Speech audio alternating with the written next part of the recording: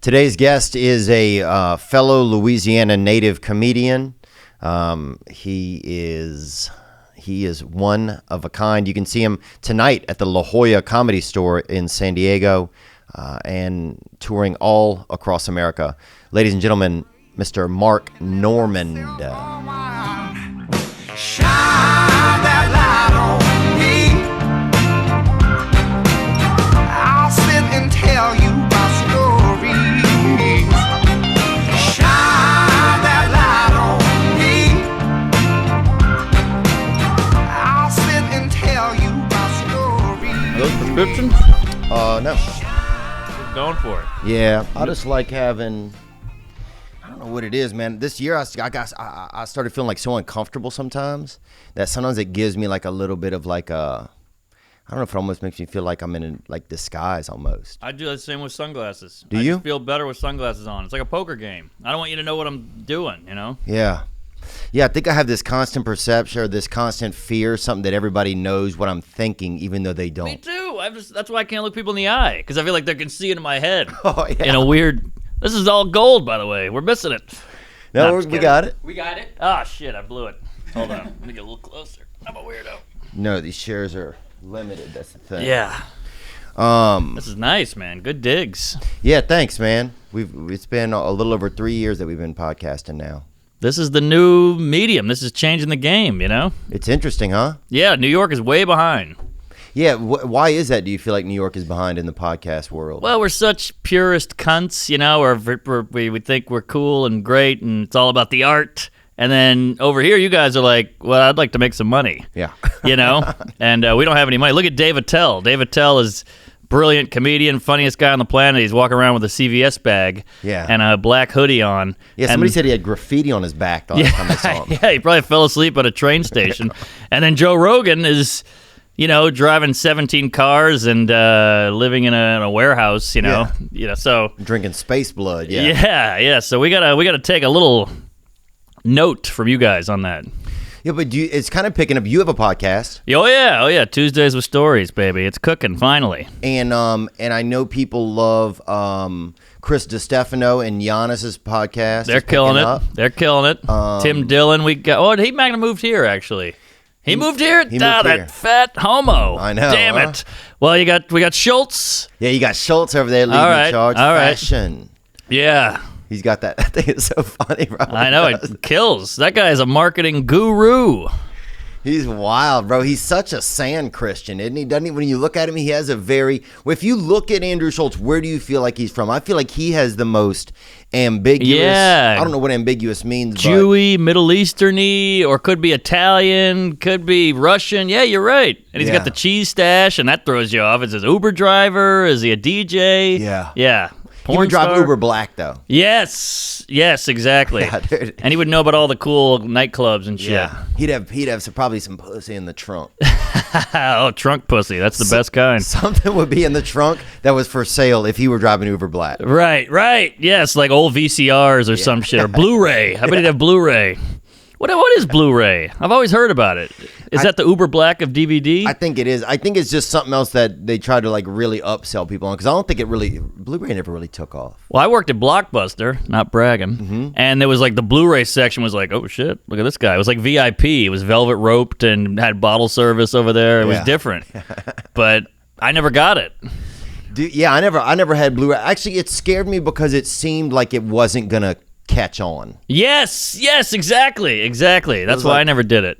Like Bitcoin. Yeah. I heard there was a huge fight in the beginning between HD DVDs and Blu-ray. They were kind of like similar, both better than regular DVDs, but Blu-ray won because the porn industry adopted it. Oh, porn is big. Mm-hmm. Porn is so powerful. Do you watch? I try not to watch, but I have watched probably within the last 11 hours. I will say that. Same, yeah. I had a blocker on my phone and it quit working. Once the blocker worked on my phone, it worked for about 2.5 years. You had a cock blocker. Yeah, literally. Wow.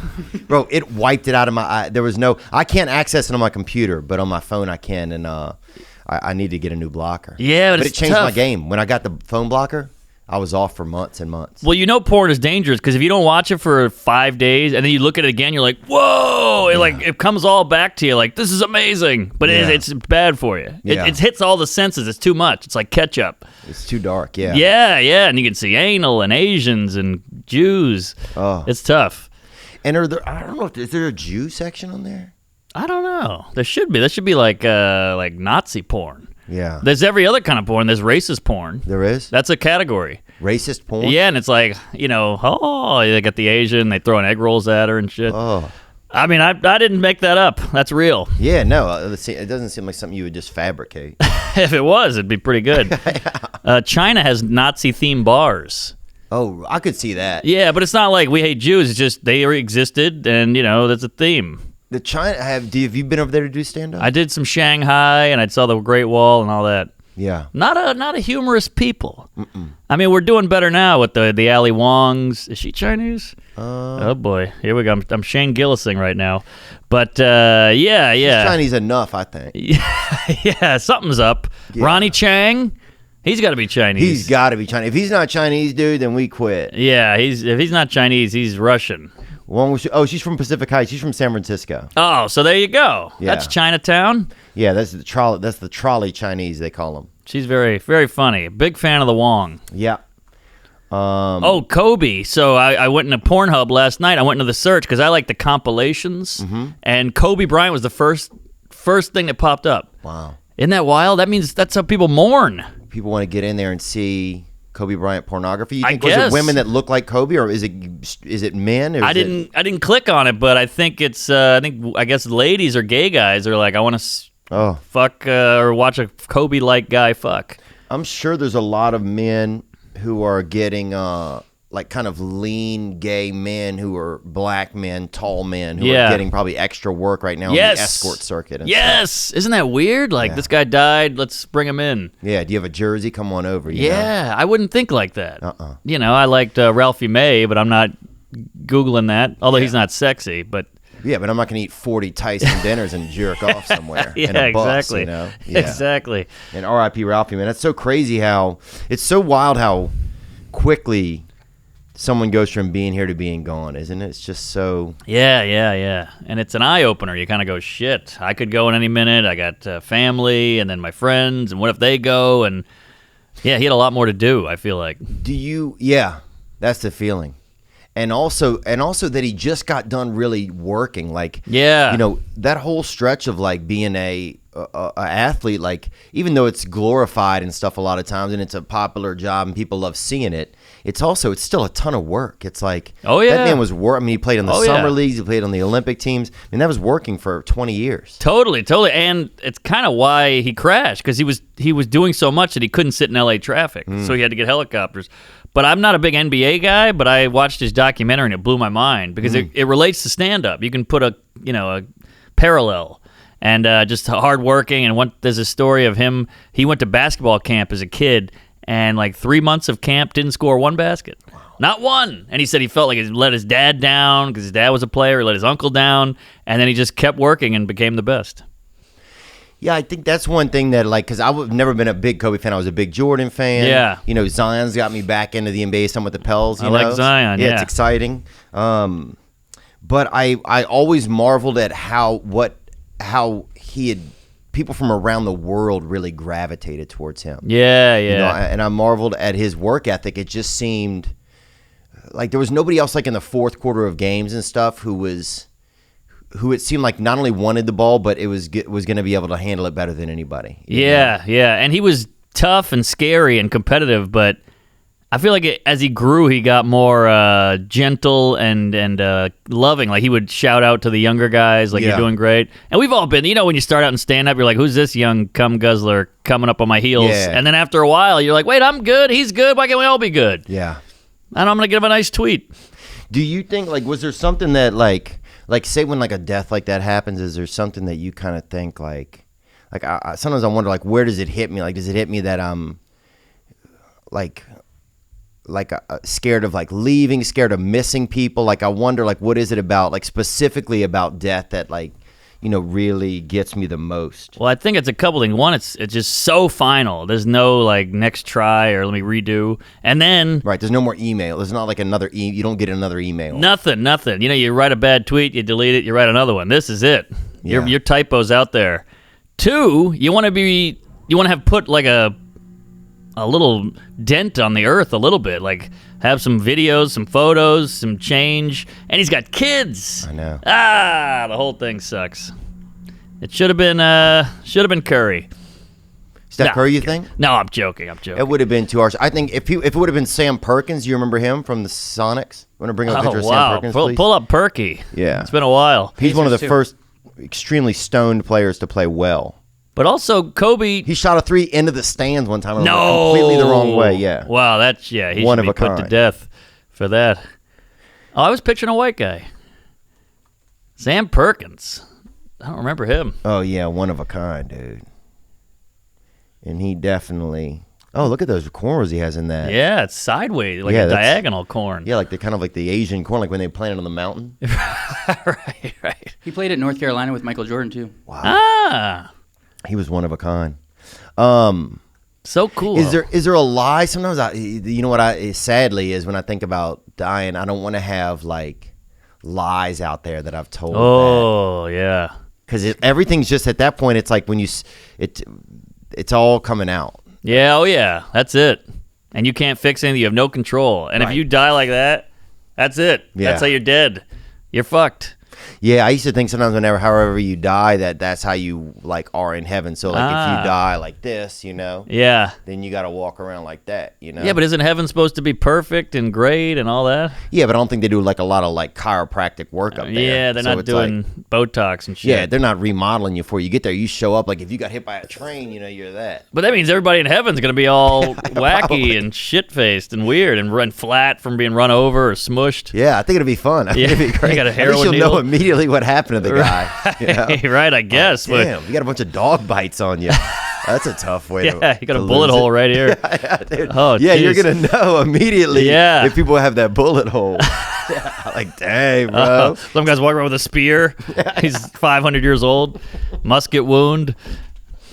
Scurvy, AIDS. Yeah, it's so scary, man. It's just so... And just... And there's no control. You have no control over it either. And when I got back to LA, I felt it. I really felt it at the airport. It was like, oh, man, like, there's just so many Kobe fans. I know. So many. And it's kind of nice that in this world of canceling and PC and all that he got in trouble for whatever he did. I don't want to get into it. Yeah. And we can still mourn the guy. We don't have to sit there and go, well, actually, it's like, shut up. Let us have this. The guy's dead. Enough with your bullshit. Right.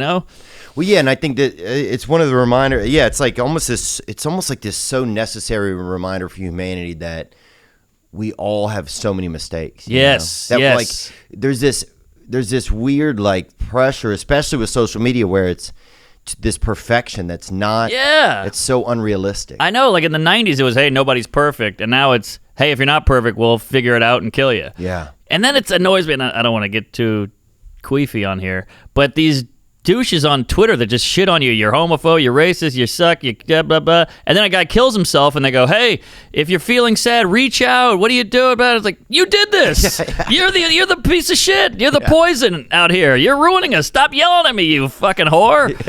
It drives me crazy. I was listening to Rogan last night at the Comedy Store, and honestly, like, he has some new material that's some of the, no joke, some of the best stuff I've ever seen. Oh, yeah? Wow. It's just so good, man. And it's exactly about like that kind of stuff, the cancel culture and the level, like how just it's some people that are doing all of this damage. Yes, the loud voices. Yeah. And then what's weird is when you see these people on Twitter going, "Oh, shut up, cancel culture's not a thing. Get over yourself." And you're like, "Well, I mean, we're talking about it right now. Therefore, it's probably exists." I don't remember hearing this term 10 years ago. Right. So it's obviously there. People are getting fired and killing themselves and shit. So something's up. Well, it's weird. It's like it's funny because even like with Ari Shaffir, with Ari's tweet and Ari's, and it just came up on TMZ. I just saw somebody sent me a link.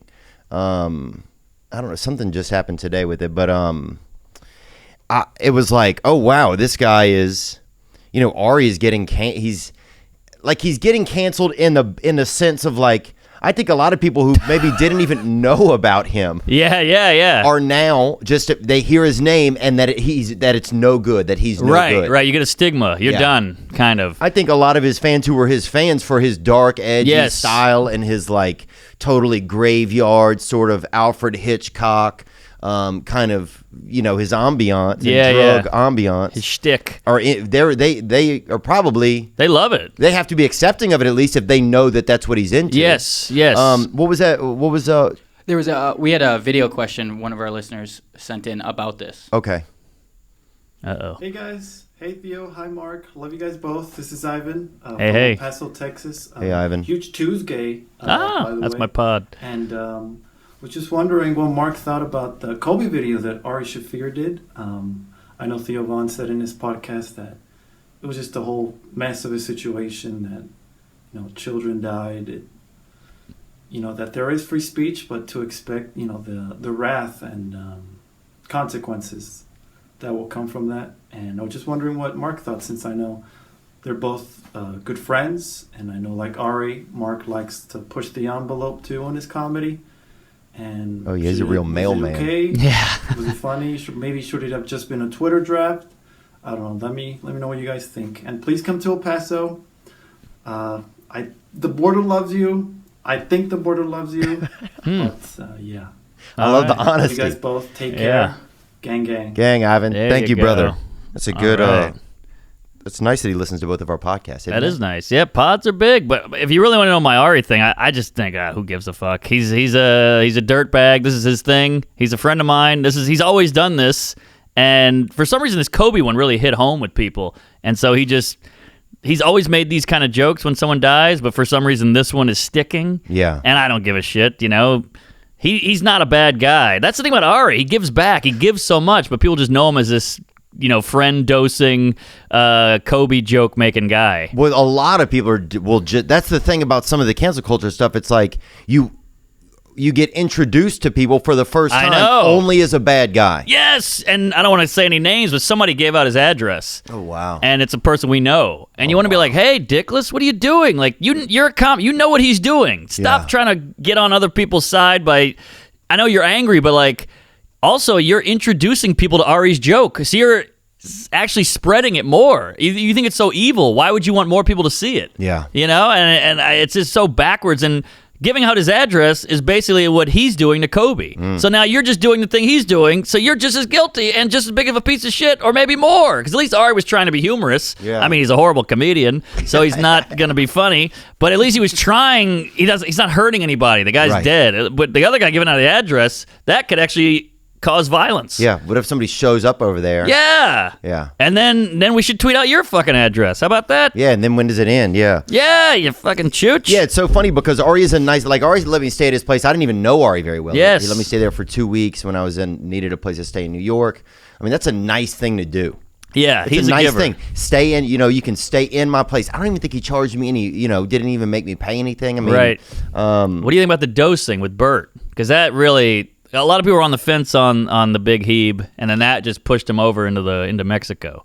Yeah, I think I don't know enough about the dosing, but I just think as far as like surprising somebody with some drugs, I think that's kind of, sometimes I'm like, is that some of the world that they all live in though? Interesting. I don't know what their previous history with it is, if they're like, slipping in, sprinkling some, some of that fucking brain glitter, some PCP. I don't know what they're doing. I don't know how much they're secretly hiding acid in each other's asses. Like when I was growing up, they had a thing, vajipping for a while. Girls would put LSD in their vagina. What? Yeah.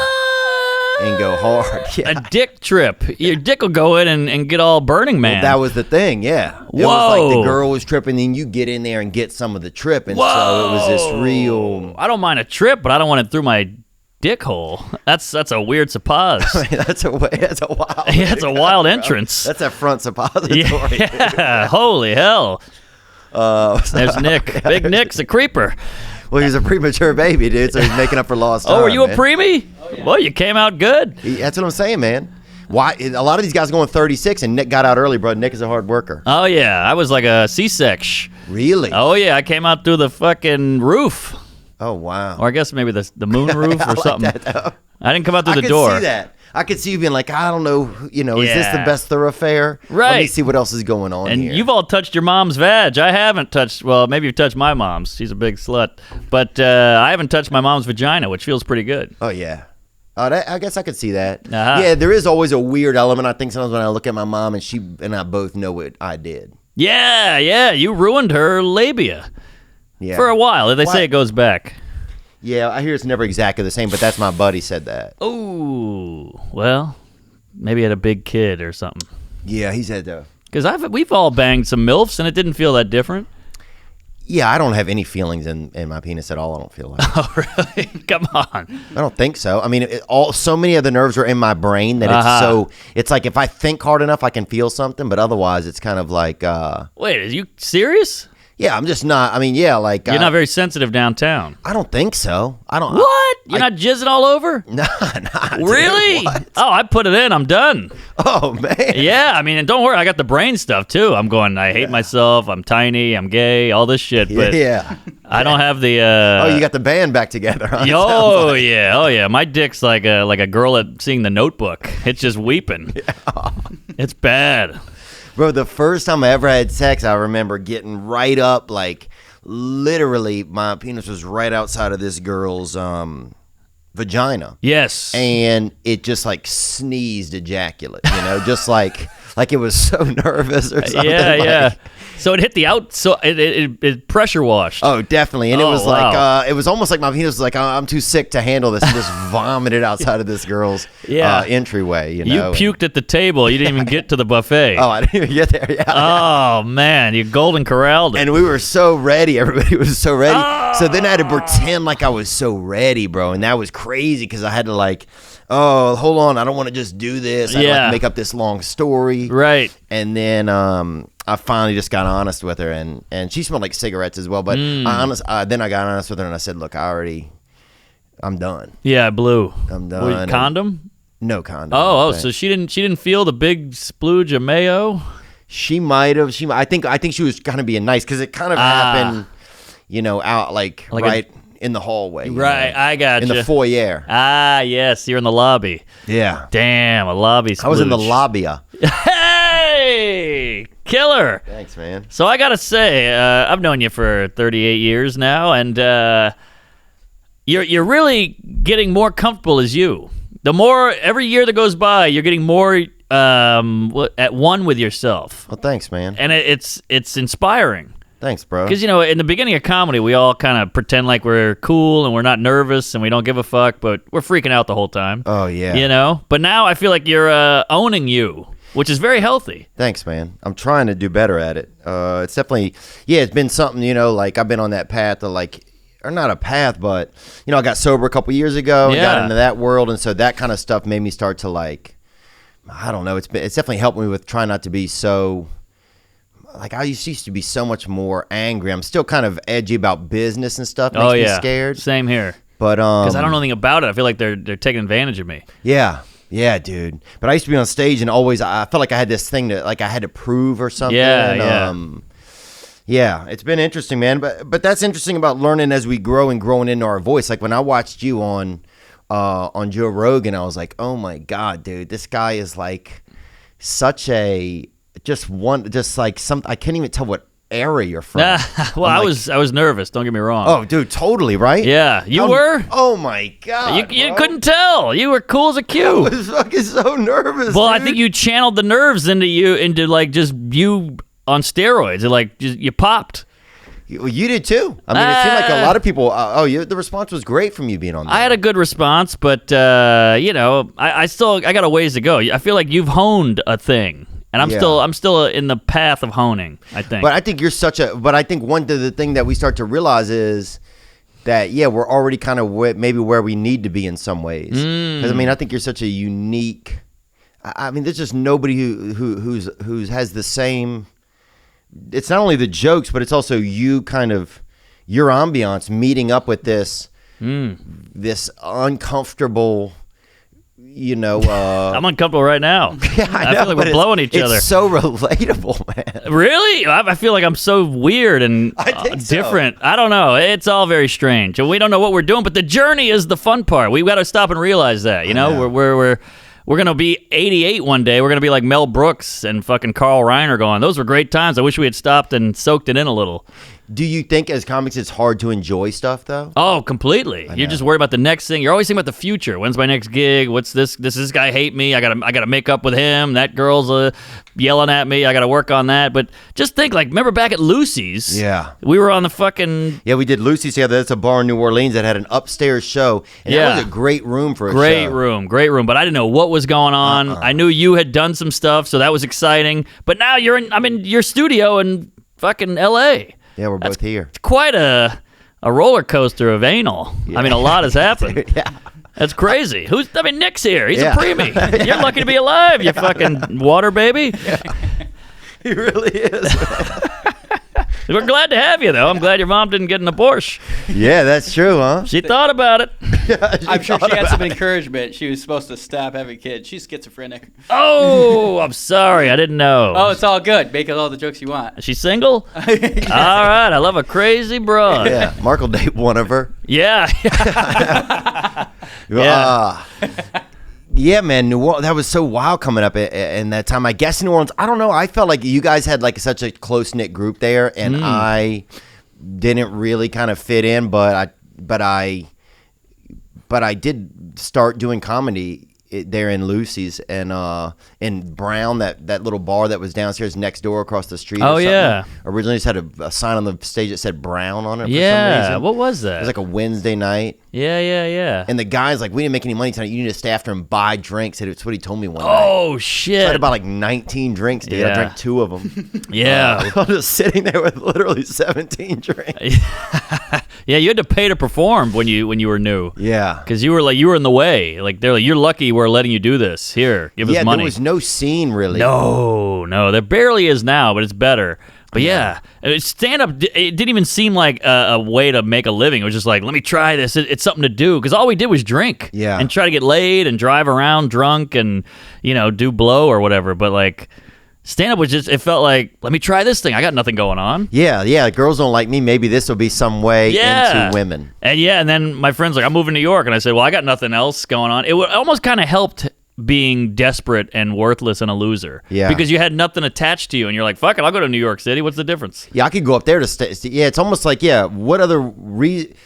Yeah, it's like you almost have to be at this low space in yourself. Yes. Because you're like, oh, I'll take anything. Right. Because moving to New York, I don't know. Oh, that was so scary. I didn't do that. You didn't do that? I moved to L.A. Aha. But New York, I got mugged 3 times in a year. You're so poor, you're so worthless, and you don't know the city, and it's before smartphones, and my landlord died of AIDS. I got bed bugs. I mean, the whole thing was bananas. Damn. Yeah. But you're just so young and drunk the whole time. You're like, this is life. Yeah, I'm an adult.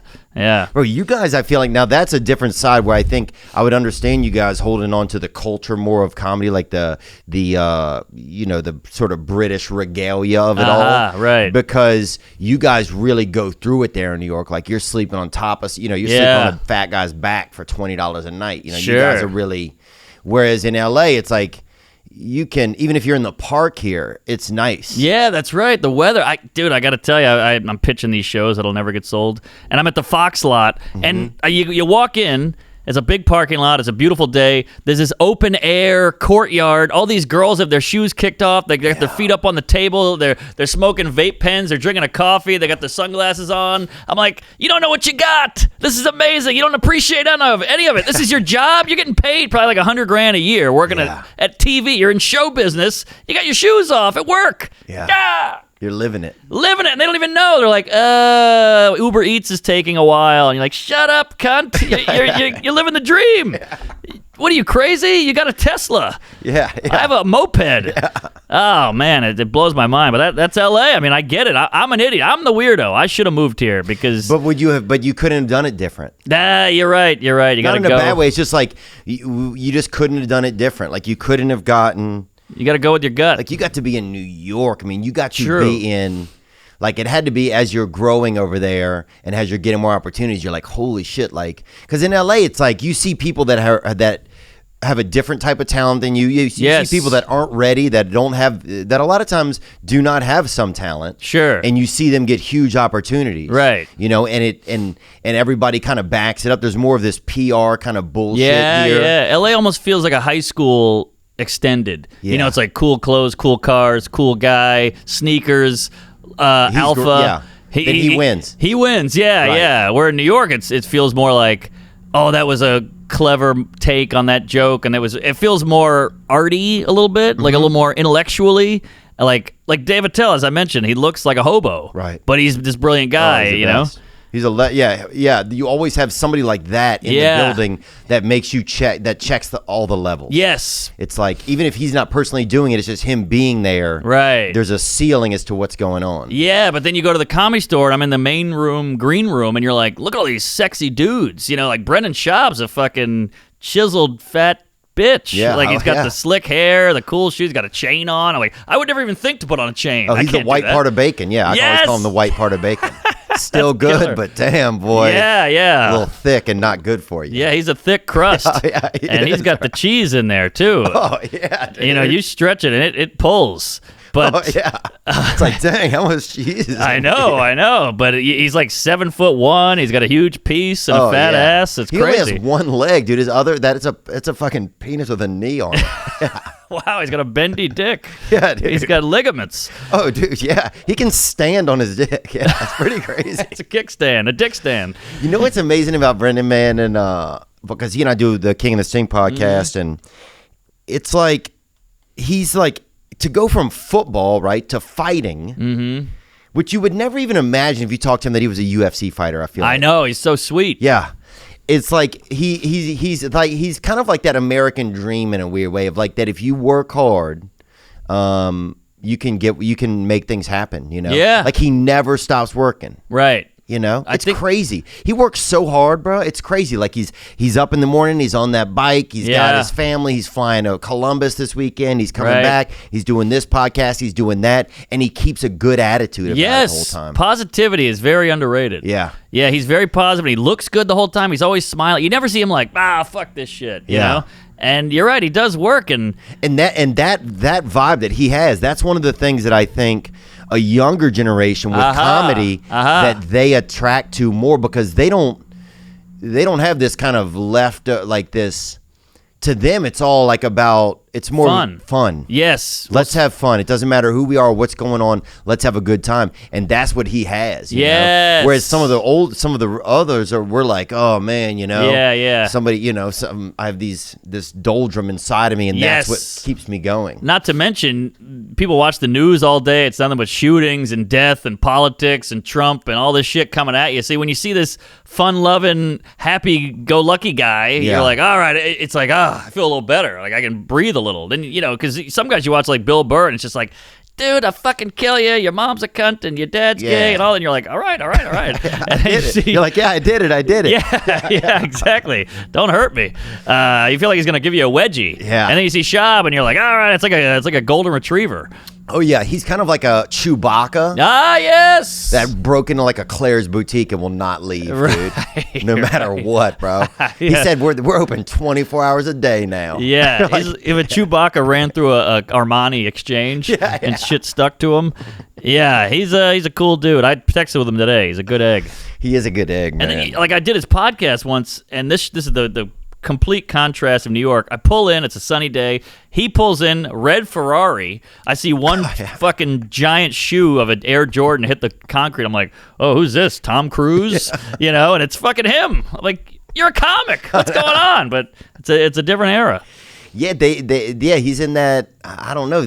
I wish sometimes that I had like the clothing confidence of like Ham and DeLee and those guys. I know, they're so sexy. God, I'm just like, does this fit? This has never fit. That's the only thing I ever think when I put something on. Yeah, maybe like we went to public school. Yeah, every time I'm in a dressing room at like a Gap, I put something on like a jean jacket, and I go, hey, this looks pretty good. And all I hear is 8 friends going, what the fuck do you think you're doing? You think you can pull that off? You fucking loser, you piece of shit, or you kill yourself? And I'm like, all right. There we go. That was a fun moment. And you put that shit right back on the hanger. Yeah, dude. It's brutal. Most of my stuff is going out into the, like, once you go out to the other mirrors outside of your room. Yes. And asking people if I'm a medium or a large, and then just fucking, I start sweating so bad. Yes. And then I go home. Yeah, in your home mirror, you're killing. You're like John Travolta. Oh, You got your hair, the fucking blow dryer going, and then when you get outside, you're like, what am I doing? Yeah. This is wrong. This has never worked. But if you owned it, people would believe it. But it's you. It's in you. That's true. The thing that doesn't fit is in me, man. The medium, Yes. the large, that's all in there. The That's all extra in small, there. that's all going on inside of me, man. Right. Whether it's a turtleneck or a fucking sheepskin vest, it's all Exactly. inside of me. And then that's why like ladies will gravitate to some like ill-dressed, ill-fitting weirdo because they're like, he owns it. Yeah. And you're like, oh yeah, that's the key, isn't it? Yeah. You just gotta make it your own. Yeah, that guy's a tire jack as a hat, but he owns it. He owns it, baby. That guy's got a yarmulke on. Gross. But he owns it. But he owns it, Yeah. dude. That hair wallet, that's what I used to call it. What did you like? Did you like growing up in New Orleans? Because you had a wild. It was tough. Because I grew up outside of there. A lot of times people, will be like, "Oh, you and Mark Norman know each other." Right. And I know Mark, and I know I remember different guys from there. Wild Bill, that. Bill Dykes. Yeah, Bill Dykes. Who else was Sean there? Patton. Scotland Green was over there. Scotland. He's funny. Yeah, really neat guy. I haven't seen. I know you've seen him in New York over the years. And then remember Patton? Remember there was Neil Stasny? Oh yeah, of course, Patton. Yeah, Sean Patton. Fouché, Dane Fouché. Oh, Dane Fouché. Yeah, with he the was beard. Funny. He was funny. Yeah, and he was so nice too. Yeah, that was back when if you were doing comedy back then, you loved comedy. Because now it's kind of hip and it's a fad, and everybody's like, oh, for my New Year's resolution, I'll do stand up. You're like, get out of here, you chooch. You don't like it. Yeah. But we had to do it. It was like in us, Right. And we weren't making any money. But yeah, those guys I looked up to all you guys because you guys were a little older. You'd been on stage a few times, and I didn't even know how to pull the mic out. Like, you forget, that's all. You have to learn all that shit. Yeah. And I saw you were so cool and collected up there. Oh, it's so funny. I think I had I remember your bit still. Aren't we all under the weather? Yeah. The old dad. I remember all of them. Yeah. Because I didn't know how to write a joke, so I would just study. And oh, that's what you do. Oh, that's pretty good. Okay. And then I would go up there and bomb. I don't think you bombed, do you? Oh, boy, did I bombed for 4 years. I mean, yeah. I had a couple, out of a you 10-minute set, I'd get you had some good stuff. chuckles. It was obvious that you were into it, though. I was into it. I was hooked. Yeah. Because I had nothing going on. And I was jealous. I thought you were like this Jewish kid, and I was like, oh, man, look at this. Another young Jew going to sneak over there to New York and make it happen. Through some kind of nepotism or just Jewish magic. Right. Yeah. But you weren't.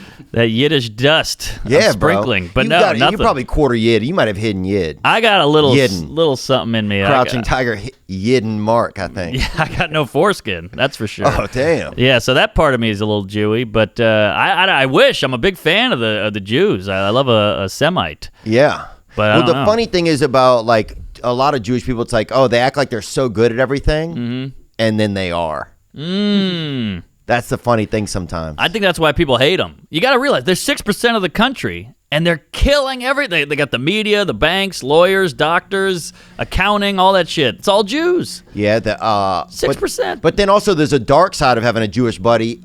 One spoon of bad yogurt and you don't see him for 2 months. Oh, good point. Yeah. You give one of an avocado, he's gonna break out into a reaction. Yeah. It's true. They got the allergies real bad. Yeah. You give him fucking half of a mango and he breaks out into Christianity. Yeah, and then you just got some sand Christian wandering around with you. Not to mention ISIS. Yeah. But it's weird because Jerusalem, it's all these swarthy, tan, dark-haired, sexy beasts, and then you go to Brooklyn at some guy at a diner going, oh, if this says dairy in it, I'll kill myself, or whatever. So it's a weird contradiction. Yeah, totally. Yeah, the American Jew is different, I think, than the OJs. Yeah, exactly. It's OJ. The original Jews over there. Oh, I see. Or Israel, people from Israel. Got it. The home team. But when I was growing up, we didn't have any Jewish people around us. My mom dated a Jewish black guy for a little while named Zolly. Sammy Dave. Yeah, Zolly Holy Richburg. Zolly Richburg. Yeah. Wow. Took me to my first Saints game, or he got his tickets to go to our first Saints game. But, there you go. But yeah, they didn't have a lot of that around. They didn't have a lot of that, at least not in Covington they did. Yeah, well, I grew up in Tremay, and I went to De La Salle for high school. Oh, wow. The public schools were getting a little rough. Yeah. So my dad's like, you're going to private school. Was that men's De La Salle? No, it was co-ed, thank God. I think I think this girl Talia that I used to date went Yes. there. I don't remember. Oh, dude, I was in love with her. That worked. I was so impressed that you pulled that. Yeah, she was a beautiful girl, man. Beautiful. She still is beautiful. Still, what is she doing now? I'd love to get a look at her. I She saw her a was, couple months ago, or a year ago. Still Humdinger. beautiful. Yeah. Humdinger. I mean, that was back when, like, there's no hot girls in New Orleans. I'm sorry. I grew up there. There's like Dang. 6. It's like the Britain of Yes. of Yeah. Louisiana. Yeah, they got some rough gumbo mug. It's something's damn, up dude. down there. Well, it's just a lot of heat in the food, man, and it comes Yeah. out through the skin. It comes out through the pores, through the back. That's right. That's right. It's a lot of blotchy, sweaty, fat skanks down there. And I mean, I love the people. I'm just saying, you're not going to Right. find a Miss New Orleans. Right, you can't have a lady that's had 9,000 oysters and she's clocking in visually. Right, right. She looks like a crawdad at that point, you know? Well. Yeah, heavy on the craw. Yeah. Yeah. She's a real boudin mug. Yeah, So yeah, a lot of yeah. there's like 2 and they all leave. You know, they go to fucking Houston or something. I don't know where they go. And she worked at that place, Lucy's, but She did? yeah, she worked. Yeah, that's wow. how I met her. Wow. She was smoking, man. Like she was a humdinger. Yeah, she was a humdinger, man. I wonder what Yeah, she's she doing was now. a nice girl. She was really cool. We still communicate once in a while. She got engaged, I think. Oh, good for her. Yep, Good for she her. got engaged and cool family and stuff. What were we talking about? I Sorry, remember, got dude, thrown I off. stayed at her house for a while, and I used to have this nervous condition. I would urinate in the sink, right? Ah. And Like and on purpose. Like you would put your dick in the sink and pee. it wouldn't go all the way in, but yeah, I would get up there. Okay. And Just trying to visualize. yeah, dude. No, that's fine. Yeah. So I'd go in there, and when I was staying at her folks' house, that's how they busted me because the cats. Oh no! And this is why I have issues with cats, man, because the cats would get over and they would start peeing in the sink and stuff to combat somebody else being in the neighborhood. A you little know? territorial. Yeah. And so shit. they're like, and they cornered me one time at breakfast, like, you peeing in the sink, dude? Well, how did they know? Because of the cats, man. But how did the cats aren't? Because I was the ratting only on you? rare. I was the rare. I was the unique element to this. outsider. Yes. You're the variable. Yes. Interesting. Like, why would the cats be peeing in the sink? Because something's peeing in the sink. Wow, that's pretty good detective. I would have just been like, these fucking cats are ruining my sink. I wouldn't have thought Terrytown. to Shout you. out Terrytown detectives, bro. And, TT. Yeah, dude. Terrytown's a good place to get Nikes and murdered, I feel like, bro. Yeah, there was one gated community, but outside of it, it was hell. It was very ungated. Yeah. Yes. Um. Wow. Yeah, I used to wet the bed. Oh yeah. But No, that- dude, it's one of the ways I totally relate to you. I wet the bed forever. Is man. that right? Oh man. Oh shit. That'll give a guy some character. I'll tell you that. Because you you got to deal with it. You're like 7 at a friend's house. They're all snoozing. It's 4 a.m. You go, all right, I got to have a game plan Yes. here. I learned how gotta to have a game plan. Yeah. It makes you so sneaky. Yes, and it makes you realize, like, hey, this shit ain't fair, but let's do something about it. You can't just sit here and go, whoa, what do I do? You got to start. I learned how to use a washer dryer. I remember reading the instructions inside the dryer door, going, okay, all right, and flipping sheets, flipping mattresses. One time I peed the bed at my friend's house, and I was just covered in piss. I slept in my clothes, covered in piss. I didn't have any extra clothes, so I had to go to summer camp with him the next day, covered in piss, wet the whole day. And I finally dried around lunchtime. Yeah. But I just had to just not let anybody touch me, and I smelled like whiz and you knew brutal. older people knew you smelled like Oh, whiz. That's the crazy thing. They knew. YMCA summer camp, like, you want me to play kickball, dude? I'm fucking. Yeah, I'm soaking wet. I'm like a tie-dye here, but it's all whiz. But yeah, that was a rough Dude, time. that was the worst. Waking up at night at a friend's house because you were already so scared to stay at a friend's. You were so Yes. scared to go to sleep. Yes. Because the only thing I could think of every night, if I go to sleep, am I going to wet the bed? Exactly. And then how's it going to make me feel about myself? It's going to be bad. And then you wake up at a friend's, and it's literally like the worst game show you've ever been on. yeah, You have to figure out how to dry the sheets. Yep. Dude, I remember having a lamp one time in somebody's room, and I snuck over with the sheet, and I just set it over the lamp. To dry it. To dry where the heat was coming out of the top of the lamp, and I would move it over just a little at a time in that space. And I could smell the urine burning off. Oh, it's like fucking Survivor. You got to like figure it out. It's Naked and Afraid, except you're wet and you afraid. Yeah. And you don't want their mom to wake up, even though some of the people's moms probably would have been cool. Of course. You just didn't want your buddy really to know. That was the toughest part. I remember one time I went to bed. It was like a big sleepover. My friend had this big house. It was like 8 of us. And I woke up, and all 8 friends were around me, standing, looking down at me with the mom. And I went, huh? I looked down. I'm covered in pee, and they're all staring at me. And one of my friends goes, why do you do that?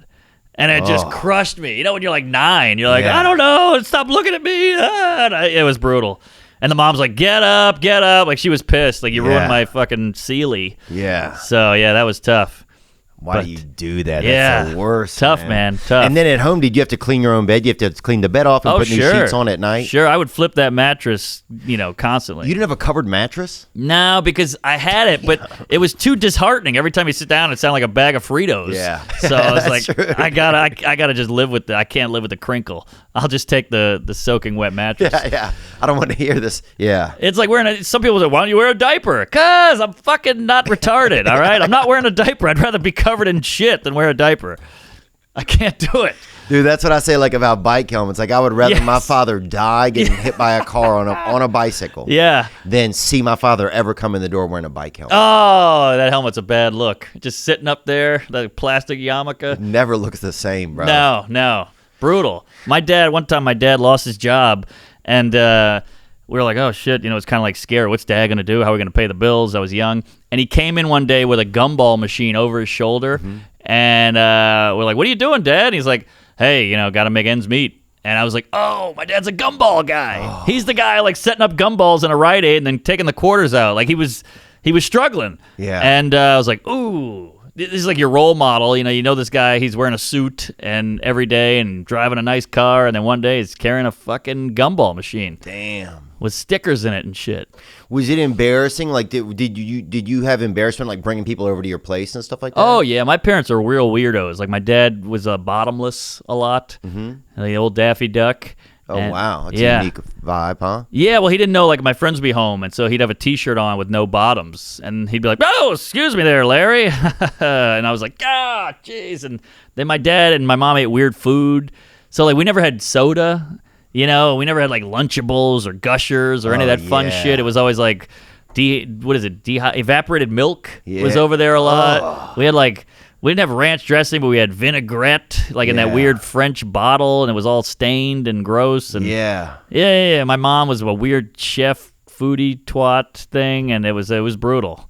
Damn. Some people had like Domino's. We didn't have any of that shit. They're like, that's bad for you, which I get now, but at the time you're like, can't we order some Pizza Hut, you idiots? You know what's also bad for is having nothing. Yes. It'd be like half a radish in there, and you're like, come on, I'm not eating a radish. I'm 8. You need to be healthy. I'm like, I'll be anything. Yeah. I'll be fed. Fucking food. Yeah. I know. Some people had like Doritos. Did you have Doritos? We didn't have any of that. Pop-Tart, all that shit was like gold to me. My mom was definitely the same way. She was very health conscious. Yeah. But also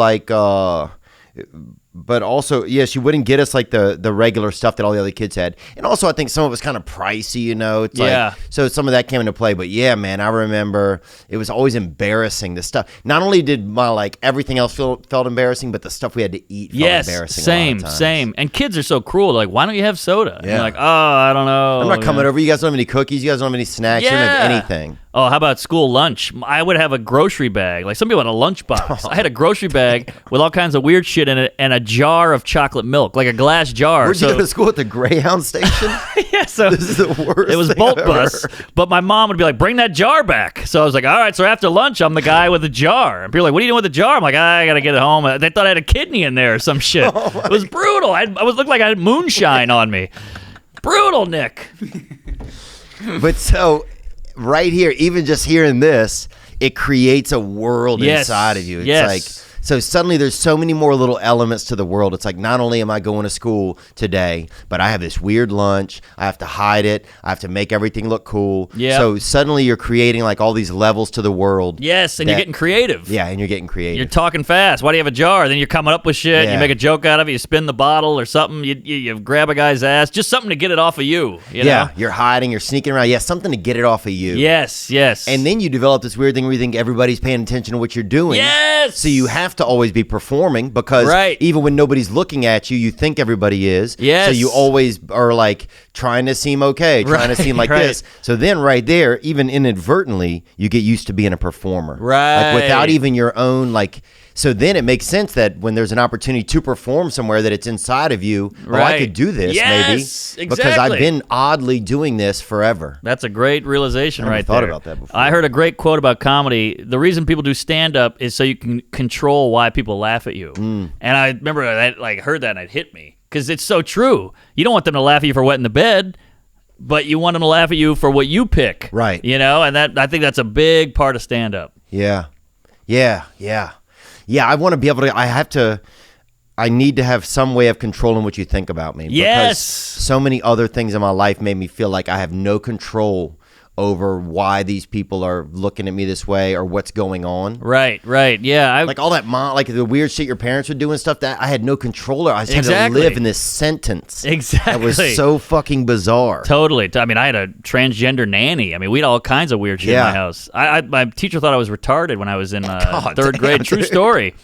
I remember she gave. That's awesome. My mom had to like come in and be like, I swear to God, he's not, you know? But she was like, why do you think he's retarded? And she goes, look at this paper. And it was, you know, we were little. So it was a page of instruments, like drawn, like a flute, a guitar, a piano, whatever. And the instructions were circle the instruments. And I circled them all. And I circled a saw, like a hand saw. And she's like, look, he's got to be an idiot. He circled a saw. But I saw a Marx Brothers movie when I was like 7 where he played a saw. Yeah. And so I circled a saw because in my mind, I'm like, it's music. So when I told my mom that, she was like, oh, thank God. I was about to, you know, ship you off to Indonesia and have you killed. You know, we thought you were an idiot. So that was, so, you know, it was thinking outside the box was risky back then. Yeah.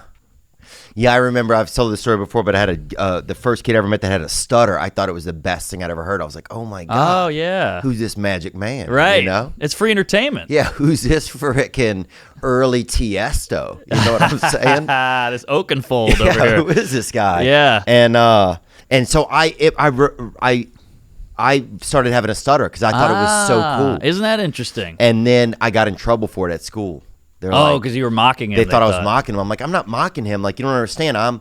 I think this is the neatest thing ever. And I love the kid. He was a nice kid named Doug. And so that, like, yeah, when they said, yo, you can't do that. Right. I was like, you just don't see that there's other ways to do things. Exactly. And I get where they're coming from because they don't want to hurt the kid, but they didn't see your point of view. And you had no maliciousness. Right. I didn't have any maliciousness. Right. But it's, I don't know, man. But growing up in Louisiana was, it was tough, man. Especially in my neighborhood. I don't know. You seemed kind of, you had some whites, some blacks. It was kind of suburban-y. Yeah, it was just kind of poor black and white, but kind of suburban-y. Just kind of like not redneck. Yeah. Just kind of, and I'm not judging the people. It was just a poor environment. Sure, yeah. But in Treme, I can't even imagine growing up over there. It was scary. It was pretty scary. Like I'm all fidgety because of that shit. Yeah. And my house was robbed constantly. And you had a duplex? No, we had a mansion. Oh, wow. Yeah, my dad bought a mansion that was dilapidated on Esplanade Avenue, right by the French Quarter. And it used to be like... Was your dad Ignatius Riley? Well, I think if you really want to get into it, my dad had a real bad childhood, and he's like, he always wanted to make something of himself, but he never really did.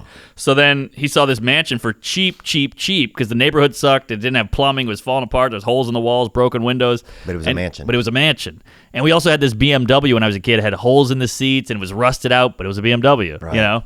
N-word rich, some people call it. Oh, yeah. Yeah, so...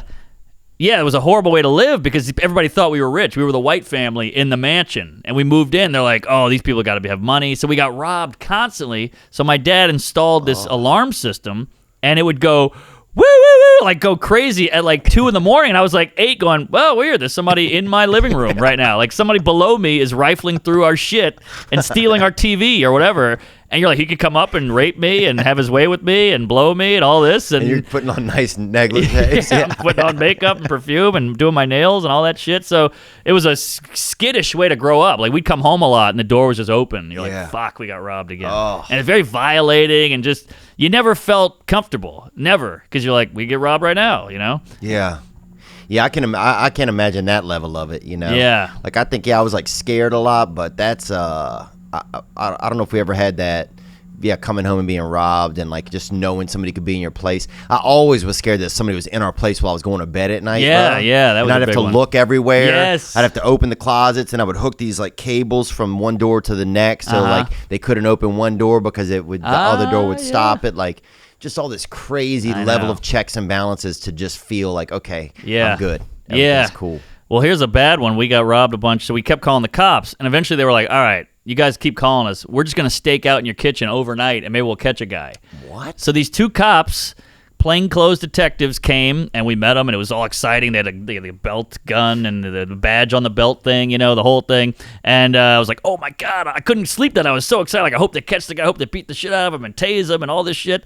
And I'm just laying in bed, so excited. I finally fall asleep. I wake up at like 6 in the morning. I run downstairs imagining that they're going to have guys in a headlock and cuffed and put them in the car. Yeah, and I run downstairs. They stayed in the kitchen the whole night. They ate everything. Oh. They ate all the food. So we got robbed again. They ate all the fucking Cheerios and the made pancakes because they got bored and they just ate everything. Everything was gone. Fucking cops, bro. I know. They took the radishes and the chicken bones and all that shit. All the evaporated milk. Underfunded, dude. They're underfunded. I guess. I didn't know that was part of the deal. Damn. Brutal. Yeah, New Orleans was tough, man. It was a tough town. And the scariest part was like the face-to-face crime. Like my bike got stolen many a time. Yeah. And, these are big, black urban kids. Men. Yes. They hit puberty at like 4. Yeah. And they got some mustache going and all this and they had earring. Some early, One kid named Puberty Wilson that we had in our neighborhood. And this dude, was jacked. Bro. Oh, yeah. He was born with a prison tattoo on his arm. Right, exactly. Those weren't teardrops. That was a tattoo. It was a different environment. Yeah, the racial environment down there was just black people had nothing. Right. Nothing. And it was hard to realize that at the time. Like now as I get older, you see like, oh, okay, these people they didn't have, like there wasn't any black doctors. Or right. There weren't any, they had nothing. Not in that area, that's for sure. Right. So you didn't have, of course they wouldn't have any role model. Like it's going to be very, like the chain of like, of like the level of poverty you get into, not just fiscally, but then beyond that, where you get into like emotional, just having nothing. Right. Yeah. Like I would get my bike stolen, I'd run home crying, and I go, "Mom, they stole my bike." She would go, they need it. They need it. And I was like, "What are you, crazy?" But now I kind of get it. Right. But I will say, as a white kid growing up, like the only white kid in that neighborhood, you're the minority. Right. You go outside the neighborhood, you're back as a white priv. Right. But in that neighborhood, and it feels bad. Yeah. Being the minority sucks. It sucks. Like they could just go, "Hey, white boy," and you're like, fuck. Which is not even a negative thing. It's just I'm a boy who's white, but it still hurt. Yeah. Because I was different. Because you were different. Yeah. So I kind of I don't want to say I relate to a lot of shit, but. I get it's relatable. You've had that experience where, because that's the end thing. Right. It's just I'm different. There's an easy way to make me feel different. Yeah. I'm not wet. Yeah. And then all the rest of it piles on. Exactly. Like, there's more women on Earth than men. But if one girl is at a party with 50 dudes, she's going to feel weird. Yeah. So the minority it's fluid. We just talk about minorities and majority and all that, but it changes depending on your environment. Yeah. Yeah, it changes, man. And I think, I feel like there's a lot. I feel like when I was growing up, there was probably a good bit of, and racism kind of felt both ways. If you weren't a racist person, if you didn't really like, there were some people who probably hated black people. Yeah, sure. Were like real adamant about it. Oh, and adapted to like old, like kind of, I don't want to say redneck type of stuff, because there's redneck people that aren't that way at all. That's true.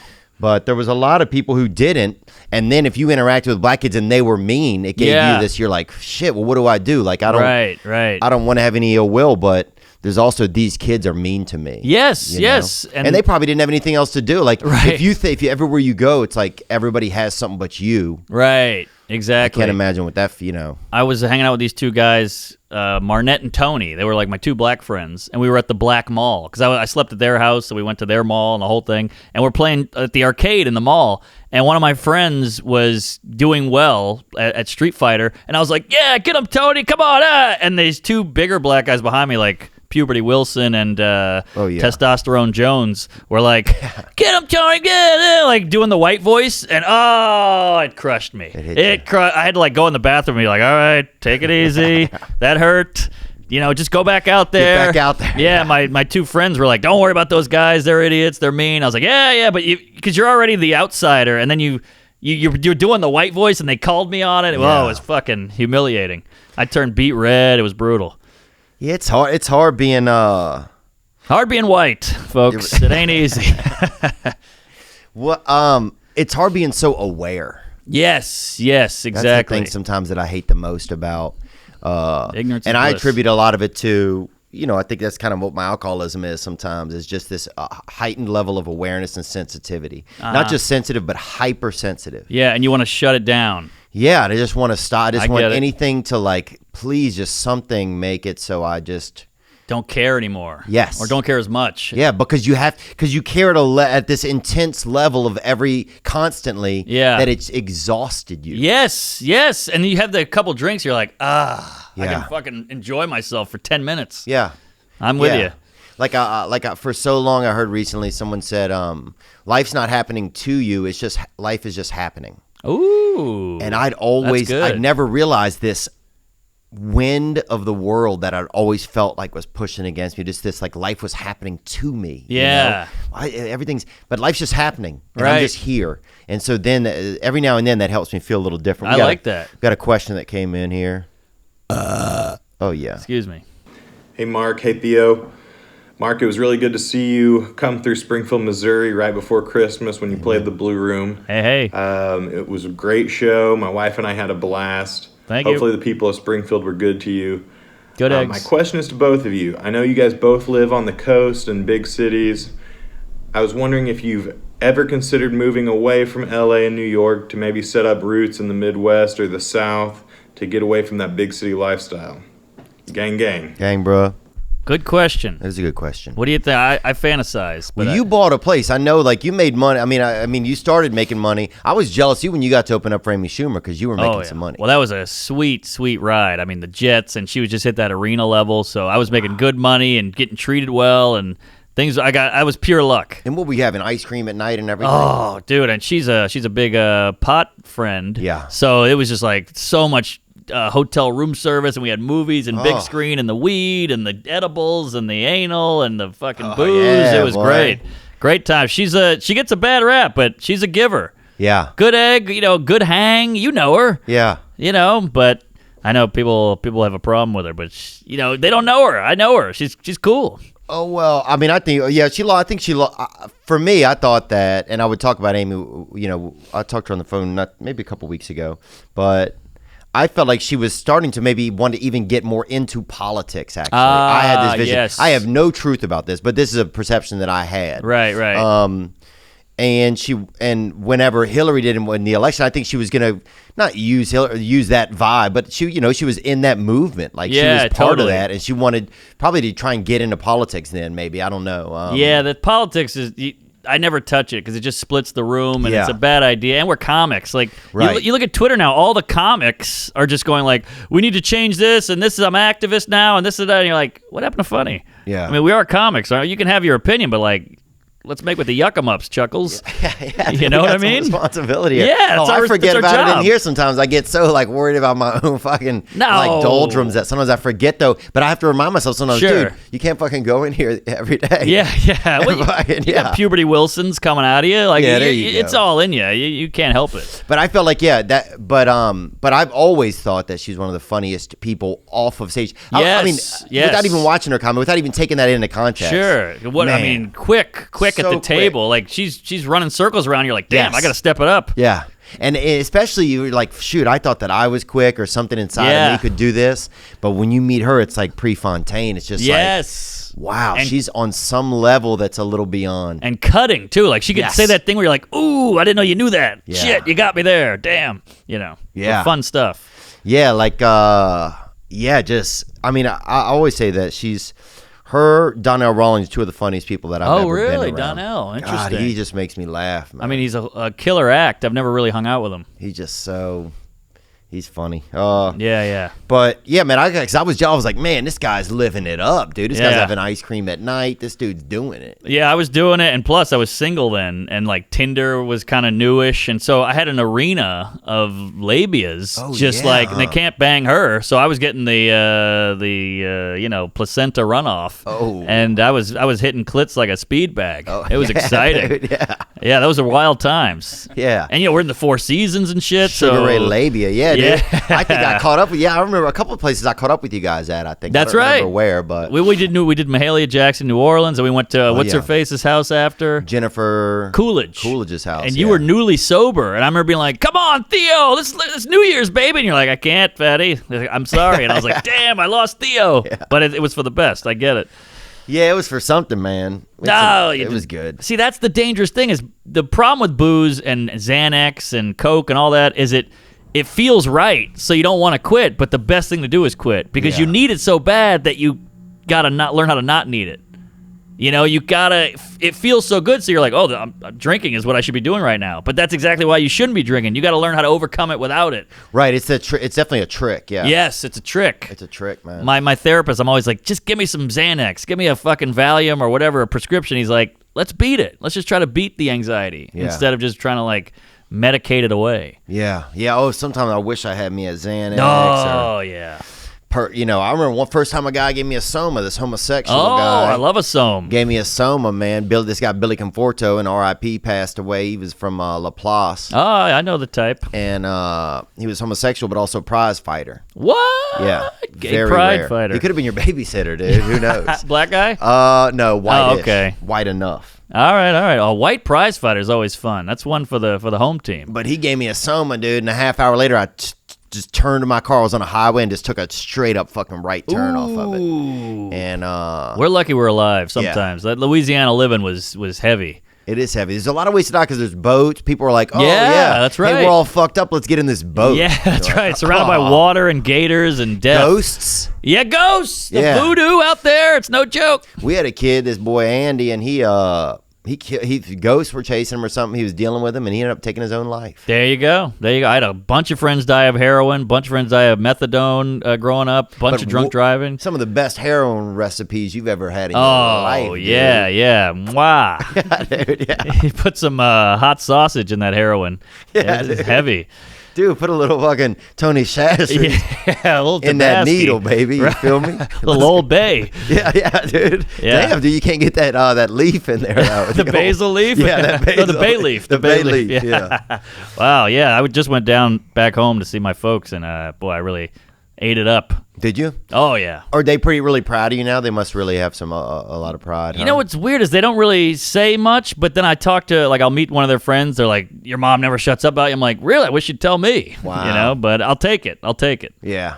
But I think we're just, we're a cold people, the Normans. Yeah? I try to break through. I'm a touchy-feely douche, but they're military. They're like, stiff upper lip kind of. Wow. Yeah, my dad, this is his idea of a hug. He'll just give you a tap on the shoulder, and you're like, "Oh, shit, dang, Dad, wow. What is it, my birthday?" But it's not a lot of connecting. Yeah. Yeah, that connection, man, that's wild. Yeah, I'm learning that. That's all new. I'm 36, so I'm going to die soon. So I'm trying to, do it myself and push it on them. And are you having sex and stuff now, or what are you doing? I got a hot lady. Oh, you do? Oh, yeah, I got a hot lady at the house in New York, and yeah, she's like a normal person. Mm-hmm. I mean, everybody's got problems, but she's like, she met my parents, and she's like, "Whew, that was tough." Like, you meet my parents, you feel like you're bombing. They're tough. Like, you'll just say a whole thing, and they'll go, like, they won't respond. Yeah. I talked to Dr. Drew about it. He said my mom has still face, which is this thing that moms have that makes babies cry and shit because they're not giving you any reaction. Which is why I do stand up. I need a reaction. Yeah. I need something. Yeah. Something. I just need some. I need to know that things are okay. Yes. And with them, you have no idea where you're at. Are you mad? Am I mad? Or what's going on? Do you hate me? Am I adopted? Where are we? Yeah. Here? So, wow, that's interesting, man. As a kid, it's interesting because that's some of the stuff that leads us to just to our behavior and what we do, Yeah. And this is the beautiful lady right there. There she is. Yeah. What's her name? Diamond. Where'd you get that? I just guessed and made it up. She's Diamond LaRue. Well, she's a real diamond, though. Yeah, and Diamond in the rough. Oh, that's awesome, man. Good egg, Cape Cod lady. She's from the New England area. So they're well off, huh? She well off? Not really, you'd think. Right. More cod than Cape, huh? Yeah. A lot of cod. Hate to interrupt you guys. It's the only ad in this episode. And I got to ask, what if you could make your work take less work? Well, you can with Capterra. Capterra It helps you find the right business software for your needs fast, so you can get back to business even faster. Compare thousands of software options, read reviews, and instantly narrow your favorites. You'll have more time in no time. You can find the right software for you and your business right now at Capterra.com. That's CAPTERRA.com/Theo. It's the leading free online resource to help you find the best software solutions for your business. Search more than 700 specific categories of software. Everything from project management to email marketing to yoga studio management software. Sometimes you're in a place with your business and you want to be in another place. And instead of using all your time doing all of these things, let a software do it for you. Visit Capterra.com/Theo for free today to find the tools to make an informed software decision for your business. Capterra.com/Theo.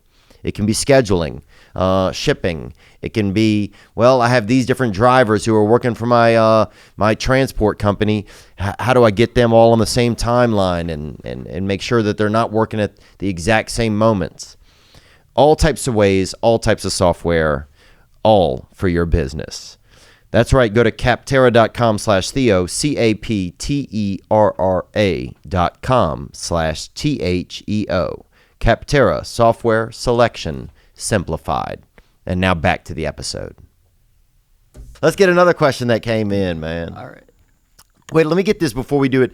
What do you think? How do you think it plays out with Ari, with everything that's happened? Because last night it said on that article that they didn't have the show because they were afraid people called into the comedy club. I heard they had to shut the show down. And a lot of those calls, dude, look, I've made calls like that. That's nothing. Nobody's really going to show up. Yeah, I actually called the club. Right. Yeah. But yeah, we don't live in a show-up world anymore. We definitely live in a phone call world. This is all going to go. I mean, it's a hot thing for this week, and by Monday, we won't even think about it. Agreed. Yeah. I agreed. But what do you think? How do you think he comes through it? I know he put up a really nice message. I mean, his message was real true to who he was, even at the end where he says, fuck the Lakers. Did you read this? Yeah, I did. Yeah. I liked it. I mean, obviously his publicist or manager made him do it because I know Ari and he's not this guy. But he's kind of made it his own and all that. Like when Shane Gillis had to put one of these out, we all made fun of him because it was so publicist-y, like it didn't have him in it at all. Yeah. And like he told us what he wanted to say and it was way funnier. But, you got to do this shit, I guess. We're trying to have careers. But I think it'll ultimately help him. It just cements his brand. Right. You are that villain. You are that rabble-rouser Jew, Yeah. And there's it's okay to have that. Like, that's the thing. It's like, I just wonder, I'm trying to think of a person that I could compare him to in the past. It's not like an Alfred Hitchcock, but someone who's just like mischievous, like a Dennis the Menace. He's almost like a Bart Simpson, yes. Like he's agitating, he's poking you and shit. And you're like, all right. But that's just who he is. That's his shtick. Yeah. And it works for him. He sells out and I hang out with Ari. We walk down the street and go, Ari! Yeah. People like him. Oh, people love him. He's been on here and people really, really enjoyed it. I mean, that's the thing. It's just who he is. It just kind of fell. It just was it's just like almost like the Andrea Gale of bad shit, of bad moments happening at once, Well, we got weird priorities. Like Chris Brown beat the shit out of a lady, and he's got a documentary out, and people think he's hot and sexy, and then Ari made a joke, and he's evil. Yeah. Like, I think Chris Brown is worse than Ari, but Chris Brown's doing the moonwalk somewhere. Right. So we got weird... we're all whacked out. Well, also, some of this I think TMZ uses a lot. I mean, it's definitely turned into more of like a world star hip hop kind of. Yes, it's completely. gotten a lot more of like Scandal. Yeah, and more urban, black, African American, whatever people want to say. I think so. Oh, really? I think a lot of their stuff is these days. And some of that, I'm like, is TMZ just like using the black, like, is it creating this cycle of like behavior sometimes, or contributing to a cycle of behavior, or influencing a cycle of behavior? It's like, not like I don't buy a lot of cultural appropriation shit, but I do sometimes like sometimes that show Catfish, I just feel like it takes advantage of black people that don't know how to use the internet. Oh, interesting. I never thought about that. Or like kind of monopolize, I don't know what the wording is, but like. Well, I just feel like TV and showbiz, they just go where the money's at. They go where the bread is buttered. Right. So if that's the way it goes, like McDonald's for some reason went straight black people in the commercial. It used to be like McDonald's, get a McFish, and it was like some fat white guy. Yeah, there's a white manager. Yeah. Now it's like, hey, puberty, get in here, like. Yeah, I feel feel like like the McRib back or not. Right. You want now it's just that hot apple pie is ready for you there, Quincy. But yeah, I feel like you just kind of go, oh, that's who's buying the fucking McDoubles. Let's do that. So I don't know. I don't know about the taking advantage of. Maybe I never thought that. Maybe that's just some weird thing it's probably some weird hang up that I have. It might not even be true. But you're right though. Sometimes I think that Hollywood like leads us in a direction. But the more I learn, Hollywood just follows where the money is. Yes, they're clueless. They don't know what. I mean, think about all the funny comedians who aren't doing that great. Yeah. Because we got to have this hot guy du jour or whatever the fuck. This guy's and they're selling tickets, so they don't care. They're not. They pretend to like Pryor and Carlin, but they don't give a shit. Right. They just they're just worried about who's making money, and that's their job. They're wearing suits. They're finance guys who say, "Hey, I like Ali Wong." They just know the right thing. I love Carmichael. Yeah. He's the coolest, but they don't know. Yeah, they don't know. Yeah, it's because sometimes I give them this bigger power. Right, a lot of times. same. I look at it as please accept me. Yes. Please give me a show. I love you. You're my dad. Which is crazy because that's kind of one of the side effects of coming out of like the type of childhood you come out of and stuff to be a comedian is that then whenever you get to a place and somebody's offering you something, you're so please accept me. Yes. And that like kind of goes over into the business sense sometimes. Yeah, completely. It can really cost you. This can cost you ownership of things, and it can really kind of have you selling out before you even know what's going on. Exactly. Because you just want so badly to be accepted. Because think about it. Look at all. At first, it's like. You do a couple open mics. Some guy goes, do my show. Oh, God, he accept me. Yeah. Then you get Montreal. I got Montreal. It's not even about Montreal. You just want to be invited to the party, but you don't actually want to go. You just want the invite. Yeah. And that's the whole show bit. I got a special. Me, out of everybody, I got one. It's just me. I feel better. I'm accepted. I'm in the club. Yeah, I'm okay. But the real okay is guys like Schultz who go, blow me, industry. Mm-hmm. I'm doing this on the gram. Yeah. And if you go into any, pitch meeting and go, I got this guy Fashion who does this right by the camera, they're going to go, now how's that going to make any money? Yeah. What's the hook? We need more diversity. What are you doing? Then he's going to be like, fuck it. I'll do it on my own. And people love it. Yeah. So that's the thing. They don't know, but we act like they know. They have no idea. We're the ones with talent. Right. They stink. Yeah, we forget that sometimes. Yeah. They got nothing. They just go where the heat is. Yeah. Yeah, it's interesting, man. I like hearing that, dude. Let's get a question that came in right here that Nick's got. Before we get to the question, I saw this was interesting. We've talked about Dog the Bounty Hunter a couple times on this show. He recently got engaged to one of Best Friends. He proposed. Yikes. I didn't see it. Can we play the video? Yeah. I heard about this. He just followed me the other day on Instagram. Oh, that's exciting. So excited, actually. Everybody tweet Dog and tell him we want him on this past week. Yes. Yeah, tweet him and Instagram him. Send him messages. That would be huge. I would love to have him, man. Oh, yeah. Can really relate to him in a lot of ways. He feels like a genuine dude. I am a lot happier with her around. I have lots of enemies right now. Uh-oh. Moon Angel, will you marry me? Oh, Plus, that's good TV. The couple who saved an 11-year-old girl.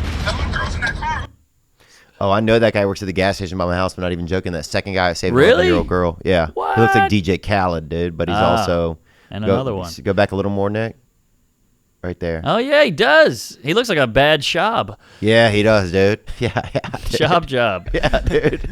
He looks like he looks like DJ needs a salad. That's who he looks like. Oh, I'm sorry. That's pretty mean, dude. And he could be a nice guy. But it says in the article they had been dating for weeks and it was pissing off the daughters. But at the end it says he never actually gave her the ring, and then evidently there is no engagement, but it's still a little messy situation. There she is, and there in the wedding photo with Beth, you can see she's the number 2. Number 2. The best bride. What is it, best maid? Maybe it's just maid of honor. He needs some help, I got a mourning my wife here, and this is the closest thing, and maybe it's just like a psychological move. He really loved that woman. I mean, he must really be in love to be working with someone have grenade. I mean, they had grenades. They had everything. Yeah. And just constantly working with somebody. I mean, that was his life partner right there. And working in like tense, like boot camp environment. You got people in a headlock and she's holding their legs and he's kicking. Like that'll really bond a couple of weirdos. Yeah. And he's sober, I think, too. I think he does a lot of recovery stuff. Oh, yeah. He does a lot of stuff like supporting the military. Yeah, he seems like a good egg. Yeah. Man, I could imagine, look, especially you're getting older, sometimes you have a wife, you have a girlfriend, and there's somebody else that you care about. It's like that kind of stuff never, it may dissipate because obviously you have to focus on your marriage and stuff. Yeah. But maybe he just cared about this lady for a long time and wanted to go. And yeah, I'm sure he needs somebody right now. And he probably doesn't know a lot of people. He's an odd dude. So I'm sure he's got like a community he kind of hangs with. So boom, I'll just go to the next lady. I'm not saying it's right. I'm just saying it happens. I mean, it makes perfect sense. Yes. If she's friends with Beth, then she's probably got similar personality. He feels some comfort in her. Yeah. Well said. Man, I don't know. It'd be nice to have him on. I can't imagine losing like your spouse, but then I think some guys they luckily lose their wife and they're like, oh hell yeah, dude. Sure. Well, how did I luck out? Yeah. Well, there's also guys who go too far and they go, I'll just throw a little laugh. What do you call that stuff? Arsenic? Not arsenic. Oleander? Antifreeze. Ooh. Little antifreeze in the oatmeal and to freeze Annie. Yeah, and Annie'll be ice cold in a minute. What else we got, Nick? Whoa! Oh, here's me. That looks like you and Joe List fucked. Oh, damn, dude. Yeah. Looks like me and Mike Kaplan, too, a little. Yeah. Hey, guys. This question's for Mark. Mark, I always see on Instagram you riding around on that moped of yours through the streets of New York. I was wondering if, are you known as, like, the moped master? You have any good stories to share? Gang, gang. You got to pull up a pic of that there, Nick. It's on my Insta. Bring up that ped. You got to see this hog of mine. It's a fucking beauty. Oh, no, she's nice. Oh, sorry. It's just his girlfriend again. She's a pig. Hold on. There it is. Look at that thing. Come on. You ride through New York on that? Yeah. That thing's badass. It's 86 miles to the gallon. It's light. It's easy. It goes about 33 miles an hour top speed. I'm in the bike lane. I'm in the regular lane. I'm all over the road in that thing. I get in spot to spot. That's legal? Oh, yeah. I mean, I got it towed once, and I had to register it and all that, and I got to buy a helmet. Oh, yeah. But it's a real fun piece. Huh. That was a fun little journey when it got towed. You would listen? In your story. Yeah. He documented going to get it and stuff. Dude, that's beautiful, man. Probably cost about half the bike cost, and it took me like a week and a half, but I got it out. And what are the cons of having that in New York City? A lot of cons. That's the thing. You got to lock it up. And people want to steal it. My neighbors hate it because it's on the sidewalk and I got a cover on it and they're like, it's so ugly. So they're giving me dirty looks. The winter, you can't ride it. So you just got to sit there and get snowed on and shit. It doesn't start sometimes it just doesn't start, you know? So there's all kinds of problems with it, but. And it's a Gorelli, huh? Oh, yeah. 1986 Gorelli. I have Italian guy stop me going, I had one of those when I was a kid. Oh, my wife's a cunt. She can't cook and all this shit. And I'm like, hey, thank you, Dago. But I get a lot of that. So it's a rare bike, apparently. I got it on Craigslist, and I just happen to find a fun one. God, man. Yeah, it looks so amazing. Now, out here, do you think it would be better to have? Maybe, but this is so sprawling. I can't get on the 405 with that chooch. That would be terrifying. It'd be epic if you did as well. Yeah, I'd pull a Dean Del Rey and flip over a car hood. Yeah. That'd be beautiful. Have you been in some pretty bad accidents on Not one yet. Not one. So, do you see, when you think about like doing like another special or something? I just shot one last night. You did? Yeah. We'll see. I mean, I just did it on my own because nobody would buy it. Oh, awesome. So we'll see what happens. And so I guess you'll try and sell it, and then if not, maybe you'll put the clips out? Exactly. Yeah, that's awesome. That's where we're at now. Yeah. I've been doing the hour for a while now, and it's getting embarrassing. You know, you go back to San Francisco, they're like, we saw this last year. Yeah. So I'm like, I got to drop it and write new shit, but nobody wants it. And I kept waiting for someone to buy it, but nobody would give me an offer, so I said, fuck it, we'll shoot it. That's crazy. Yeah. Well, it's a weird times, you know? Yeah. Where'd you do it? Dynasty Typewriter. We sold out 2 shows. We said, fuck it. It's a theater. It'll look good. Sandler did his there. Oh, wow. Yeah, so and that's a new club that's downtown Los Angeles, right? Yeah, right over there. Jamie Pham's club. Yes. Yeah. And the Hayworth is the name of the theater. And really cool, really sweet, cute little theater. And it went great. We got 2 shows out of it, and it's in the can right now. I got to edit it. Oh, here we go. Here's a guy right here. Hey, what's up, Theo? What's up, Mark? My name's Nick. I'm coming at you from Aurora, Illinois, the snowy Midwest here. It's really freezing right now. But I had a question for the both of you, actually.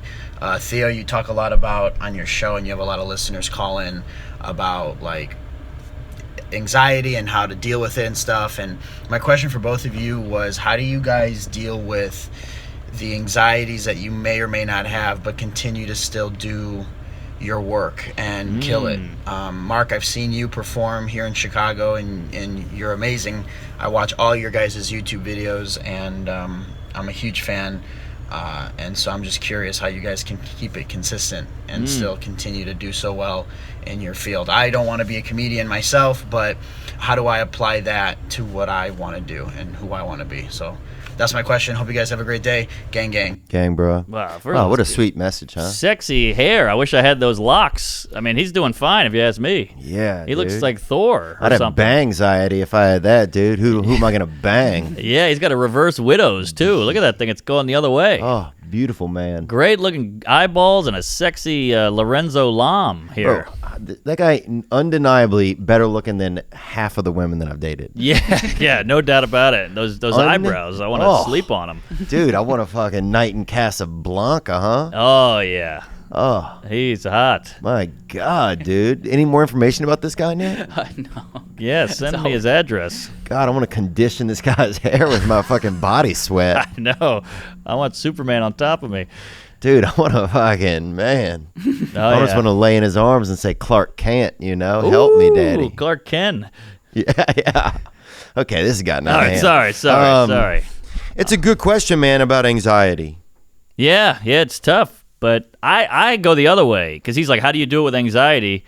I think you gotta, the more you do, the less anxiety you have. Yeah. So if you get over that hump of fear and doubt, then the anxiety kind of goes away. Mm-hmm. Like, I get scared to do stand-up, but that's why I do it. Right. And then you get up there and it goes away. So once you just do it, if you think about it, how am I going to do it? How's it going to go? That's when the anxiety kicks in. Just do the fucking thing. Go do the open mic. Go ask the girl out. Go do whatever. Oh, it's so true. And then the interesting thing for me is I'm even hearing you talk about that anxiety of when I don't do something and I just have the anxiety, then it turns into a little bit of shame for me. Yeah. Oh, dude, the guilt. Yeah. I totally have that. It turns into a shame or a guilt. But yeah, you're so right. It's like, jeez, the guy's helping black kids in Africa and shit. Oh, that's beautiful. Or man. South America. Jesus, who is this hunk? Yeah, you got nothing to be anxious about, man. Nick Manifesto, Nick. Oh, this guy. Menesiotis. Nicholas Menesiotis. He looks Greek, huh? He might be Greek. Maybe. Yeah, it looks like Inigo Montoya. Prepare to you're living the life, fucked. man. Wow, dude, I think if you just show your Instagram to a woman, you have nothing to be anxious about. But it just goes to show you, man. This guy can look like a Greek god and or demigod, probably. Demi more, yeah. And you're inside. You're all fucked up. Yeah. So what is it called? But that's book, right, though. You're right, though. cover. I think it's just that contrary action, and that's something that they talk about in AA and 12-step stuff a lot. Is just like, yeah, it's thinking about things, laying in bed. When you wake up laying in bed, it's just the worst thing you can do because it's just this isolation. Isolation grows on itself. Yep. You think like, I'm scared to be around people, and then you think that, then you're by yourself for a couple days, and then you are scared to be around people. Exactly. Whereas if you just go out and actually take some action, the contrary action, it's like, I don't want to go for a run. I'll go for a run right now. Exactly. I don't want somebody invited me to the movie. I don't want to go. I'm gonna go, even though I don't want to. Yes. And then that uncomfort starts to go away. Dissipate. And usually you go, oh, this movie's great. I'm so glad I came. Yes. This wasn't so bad. Yeah. But if you don't go, you're going to really hate yourself. Yep. And then it gets easier over time. You don't have as much of that anxiety. Yes. It's not, we're anxiety, I think, is just this, we're supposed to be like in motion. And I think some of it is just this stagnating, this cul-de-sacing of us doing stuff and connecting with each other. That energy has been alive for so long, and now it just has no place to go. Right. I think kind of we're wired as humans, evolutionarily. You farm, you get up, you fight a bear, you fuck your wife, you raise your kids, you farm, you kill a bear. We have to survive, and we don't have to do that anymore. We got Uber Eats, we got granola bars. Yeah. So it's still in us. So I think that's why we're more anxious than ever. Yeah. You know, because you used to just go to a factory, you go home, you crack a beer, you watch the football game, you go to bed, you go to the factory. You don't have to do that shit anymore. We're doing a pod. We're working. Right. This is work. And then we're going to go to the Comedy Store, and that's work. Yeah. You know, so we don't have any struggle. Yeah, we don't have any struggle. We don't have a ton of human interaction that much. Yeah. But also, there's a guy recently who was talking to me about that we don't touch the earth as much as we used to. Oh, that's good. And so this energy of like the energy that's supposed to usually come in and out of the ground and in through our bodies and like that's good. that it doesn't happen that much. Whitney on our podcast talked about this practice that's getting popular because of that called grounding, and it's just going barefoot and walking in the dirt and going on hikes, but barefoot because Interesting. that whole thing. I mean, the moped. Everything in my body's like, what are you doing? What are you having a midlife crisis? Why are you buying this? What do you think? You're a cool dude? And I get on that thing, and it's visceral. I got the wind in my hair. I can feel the throttle. I can feel the engine heating up in my asshole and everything, and the bumps, and my clit's popping, and it's just great. And I'm weaving outside of cars. It's nerve-wracking. And I get to the spot, and I kind of go, whew. I got to take a minute. That was wild. Yeah. You know, I'm going down Broadway in the best city in the world, and it's great. The lights are going by me. I got a Chinese guy, passing me up. I give him a honk. He doesn't wave back. Yeah. And it's crazy. And then I just get there, and I'm like, wow, I would have been on the subway with earbuds in, just sitting there looking at some hobo. You know, like, you got to get up and get out and do something. That's why, like, woodworking is good, or, like, that's why these guys do Tough Mudder and shit. Mm-hmm. Tough Mudder's just like, I got this body full of muscles and organs, I got to use it. Yeah. You know, I got to push myself. Yeah, we got to try. You got to try because it's easy to not try. It's so easy. It's easy to sit on. Easier. Yeah, we've definitely created a society in America where it's easy. It's like, just this comfort. It's just, everything's turning into a couch. Exactly. And then, boy, when VR gets in here, it's over. We're going to just VR a set and we go, all right, I killed. I didn't have to leave the house, you know. Yeah, people buy tickets and watch you in the virtual reality. Exactly. And that'll be it. You're not going to meet any women. You're just going to fuck VR women. I mean, it's going to be over. You'll just be basically a passageway that food goes through. Yes. You're just shitting and eating. And eating. It's going to be crazy, man. Yeah, I mean, look at what people can accomplish. You watch an MMA fight, you're like, that's unbelievable that two guys can do that or two women can do that. Yeah. I could never do that. But the human body is capable of such. You see a guy on a snowboard do 80 flips and land, you're like, I'm eating Cheetos and fingering myself. What's going on? Yeah, dude. Yeah, bro. And not even washing my hands between the two. No, my asshole's yellow and orange. It's got all the dust on it. I remember Chester Cheetah. Of course I do. Cheetah. I saw Kelvin Gastelum last night at the store. I saw that on your Instagram. The fighter. Yeah, Israel Adesanya. One of the fighters, fighter of the year. And I got to be at that fight. I'd only been in one fight. Joe Rogan took me to a fight one time. And, dude, it was the craziest fight. I was with you. You were there? Atlanta. Yeah. Remember, we walked in, it was Cheeto, me and you, and we walked into the arena, and everybody went nuts for you. Oh, I don't even remember that. And then I think Poirier was Poirier was there. Yeah, he was Yeah. fighting. You were there? I remember Andrew was there. I feel so bad. Jeez, we hung out all day at the Four Seasons, and I remember after he won, you guys like hugged, and I was like, "Whoa, Theo is big." Oh, that's crazy. Blew my man. mind. Yeah, it made me feel excited, bro. I was pretty excited. You handled it very well. Like I would have been like, "Oh shit, hey, how you doing?" You know, but you looked cool. Oh, cool, man. Thanks. Yeah, dude, that's the first time I saw those guys just go through it so much. That's when I was seeing my girl at the time. And just walking through that tunnel with Rogan, like, you know, that fucking gorilla with a button down on. You're like, what the fuck? And he just sits down, puts the headphones on. He's like, he tied him on the left. He cracked him in the jaw. You're like, whoa, where am I? You're getting hit with sweat and AIDS is on you and shit. And Cheetos looking at a hot chick. It was a wild day. That was a hell of a day. Dude, that's crazy. I feel so bad that I forgot that I just didn't think. Do you remember now? Is it coming back? Not at all. Damn. I gotta say the N-word or something. Get stand out a little. Oh yeah, if you'd have written down the N-word on a piece of paper and passed it to me, dude, I remember that. I'll be doing that after the show. I'll tell you that. Who's the sober one between you? I know. I had 4 beers in me that night. I remember. I had a big gulp the whole time of beer. I was probably nervous. Something about that whole environment made me nervous. Oh, I get it. I mean, you got Rogan. We're in a fucking SUV with Rogan. Remember that? Yeah. That was terrifying. Were you really there? You're just messing with me. I was there. We hung out. Remember you came in with 18 shopping bags? Remember? You were like, I went shopping, and we chatted for like an hour, and then they came downstairs, then we all went together. Oh, yeah, in his hotel. We sat next to each other at the fight. I was elbowing you, and I remember I said some things. You were like, hey, take it easy, man, because I was being too offensive, I think. Oh, yeah. I cage up all of these guys. Yeah, exactly. Like I was making bad jokes at the fighters, like, come on, you pussy, that's all you got. Your mom's a whore, know. I was just trying to get into it, and you were like, shut the fuck up. I'm trying to dap up Poirier. I don't remember any of this. I wasn't there, and I remember Santino had to leave early because he had a show in Atlanta that night. Same, yeah. It was you. It was me. Yeah, you and had Rogan. to leave early. Yeah, I left Now early. I remember. I missed all the good shit. Yeah. I saw Poirier, but I missed Adesanya. Yeah, man, that was such a it was just wild to see that guy last night. I think he's one of the best of all time. I think he's like a special fighter. He's different. Who, Adesanya, you mean? Yeah. Oh, yeah, I didn't see him. I mean, just gasoline. But yeah, Adesanya, I mean, that fight was just crazy watching those two men hit each other forever. Oh, yeah. God. Wow, man, that was like the best day of my life. And damn. to you, that was a blip in your mullet lifestyle. I feel so bad, bro. You're out here I picking remember up you had to frames. leave early. We're all like, damn, he has to leave early to go to sucked. a show. You were at the Skull, right? The Skull, yeah, and it was brutal. I was like, I don't want to leave. Oh. I'd rather watch this shit fight than go to this show, but it was fun. Damn. Sold out, good time. I'm going to try to get us tickets to another fight, man, and you and I'll go. Let's do it. That'd be awesome. Boy, I feel like we really bonded, too, on that couch. Jeez.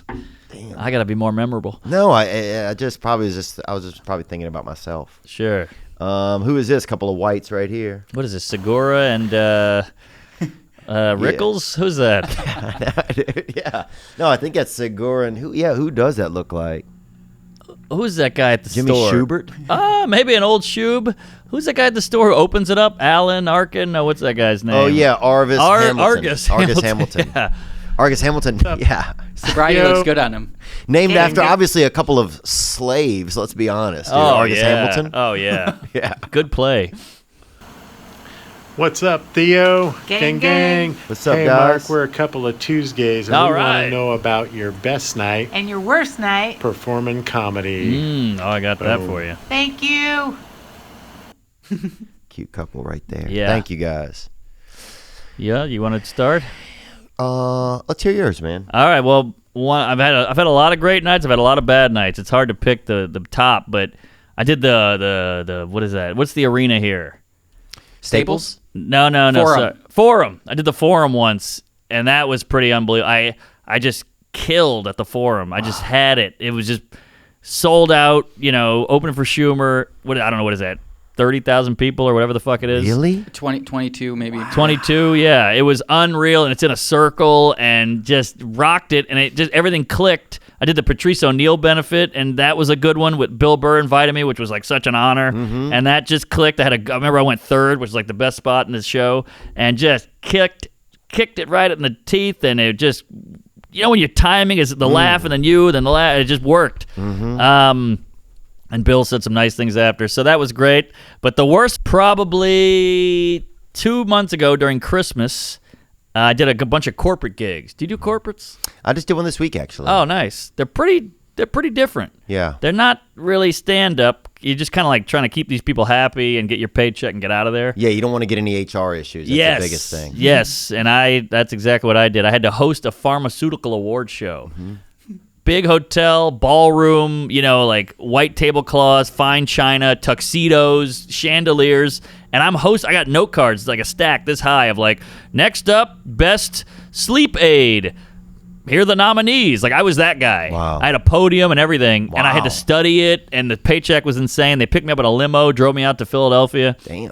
I get there. I'm supposed to do 15 minutes of stand-up to open, just to like get them loose, and then go into the award shows. Clean, but they knew my stuff. They watched all my YouTube, and they're like, we like your edge and all that shit, so just do you. So to play it safe, I opened for Seinfeld, and I did the Seinfeld set, which, nothing cleaner than Seinfeld. Yeah.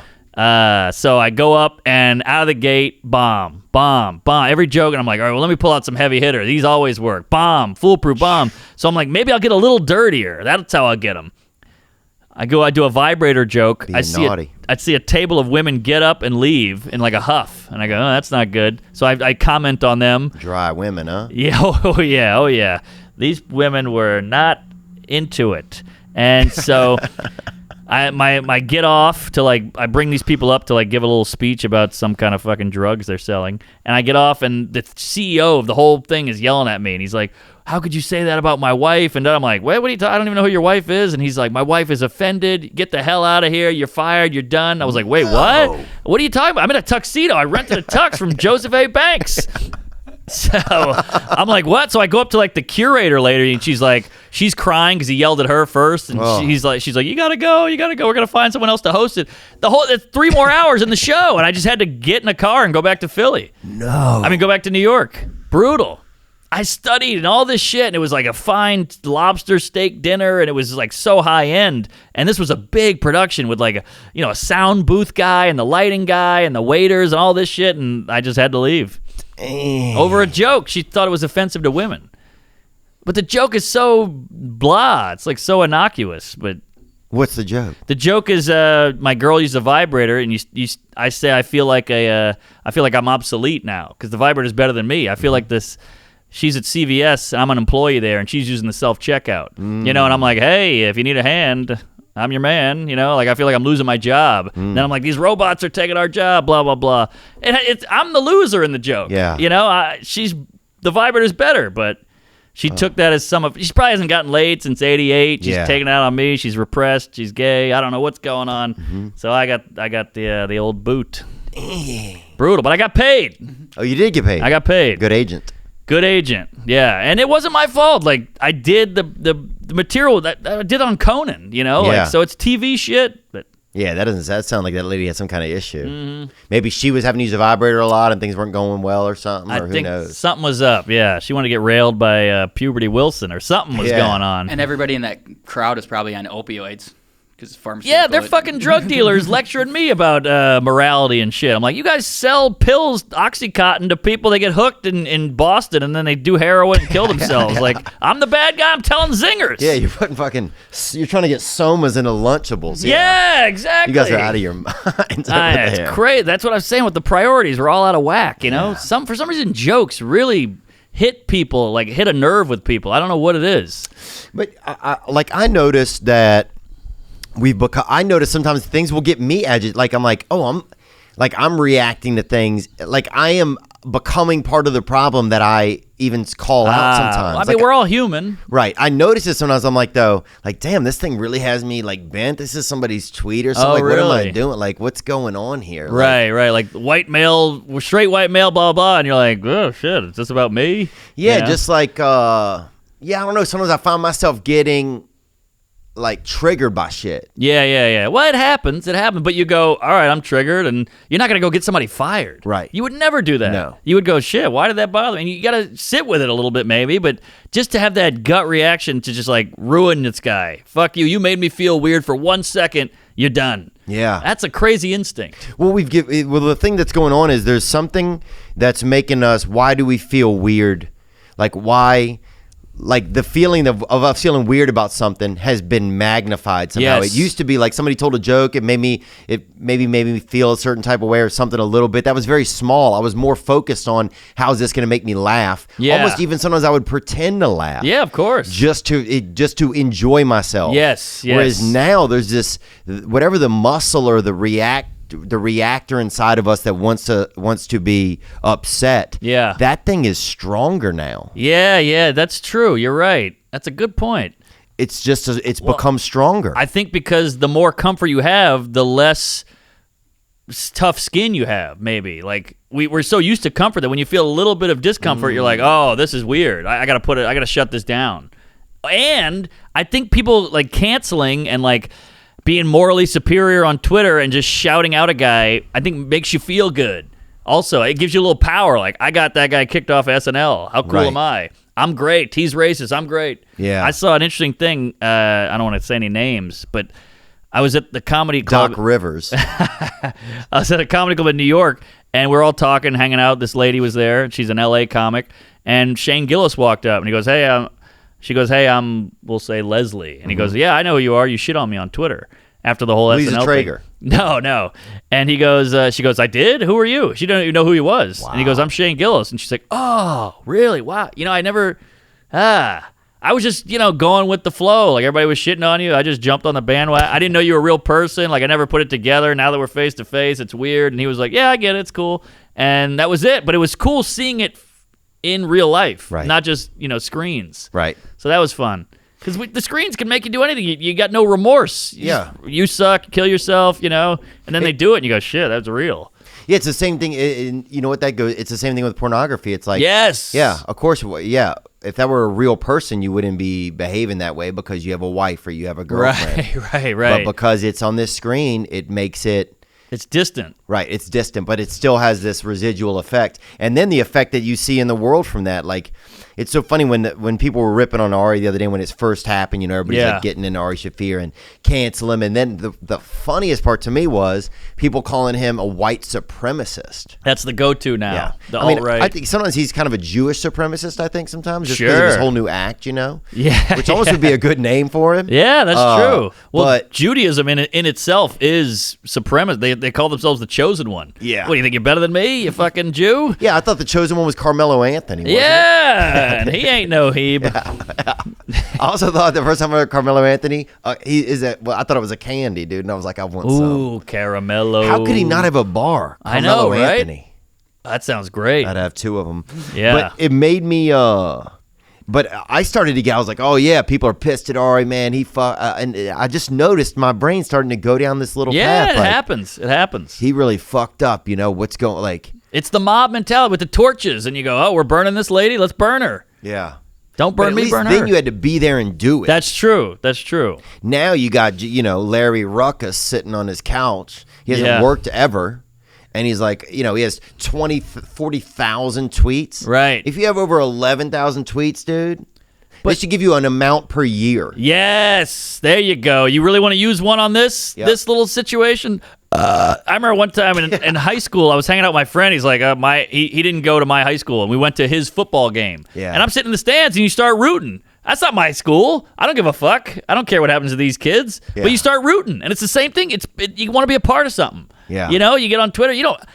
My whole thing with like the Ari stuff and all this I just don't care. Like, who gives a fuck? Yeah, Ari said something crazy. All right, so what? Go buy your groceries. Go jerk off. Go hug your kids. Right. Who has too much time to care? Yes. Like, I like thinking about it. Like, it's interesting to think about why it happened, what's going on. Like, if there was something in his head, if he thought before, like.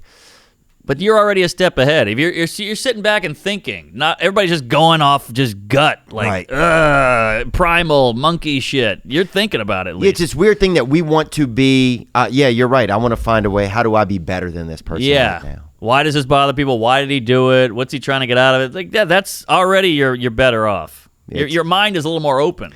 It's interesting. Try to keep it open. It can get closed pretty quick, but try to keep it open. Well, it's easy to go gut. It's so easy. Yeah.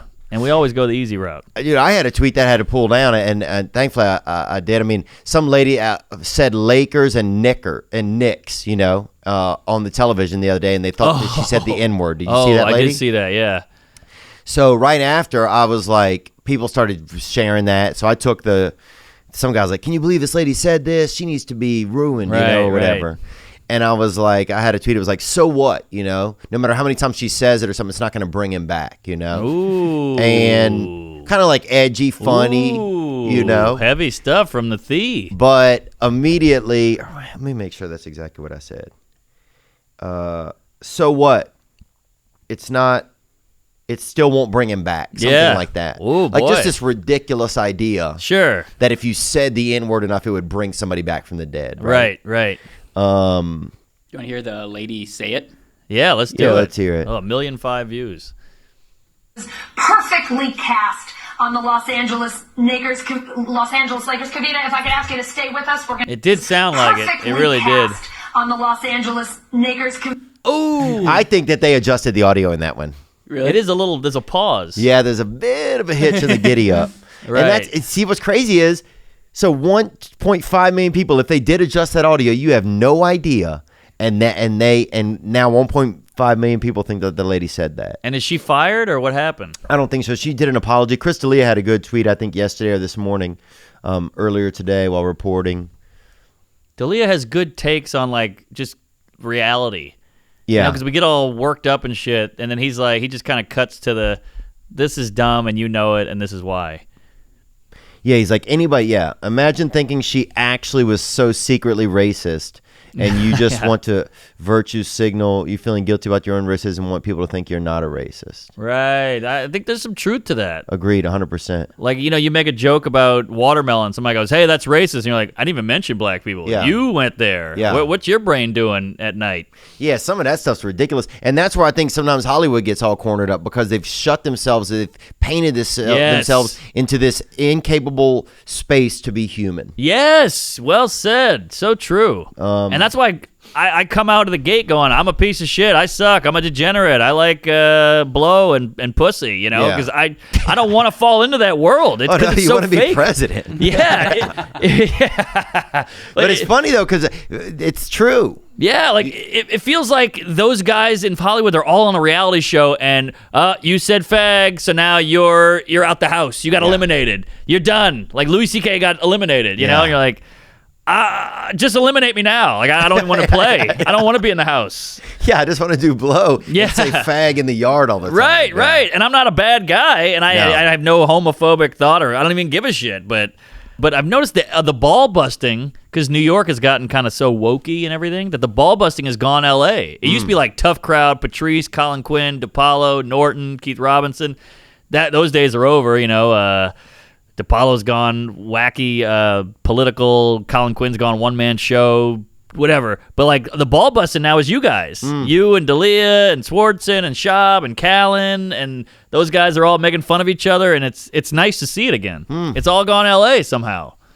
Yeah, I do notice sometimes, it is, especially on King and the Sting, it's a fun place where we can, just rip each other. Yeah. And we have healthy. We have other people, we have a little bit of diversity on there. So it's like a fun place where we can talk about, joke about race and. Right.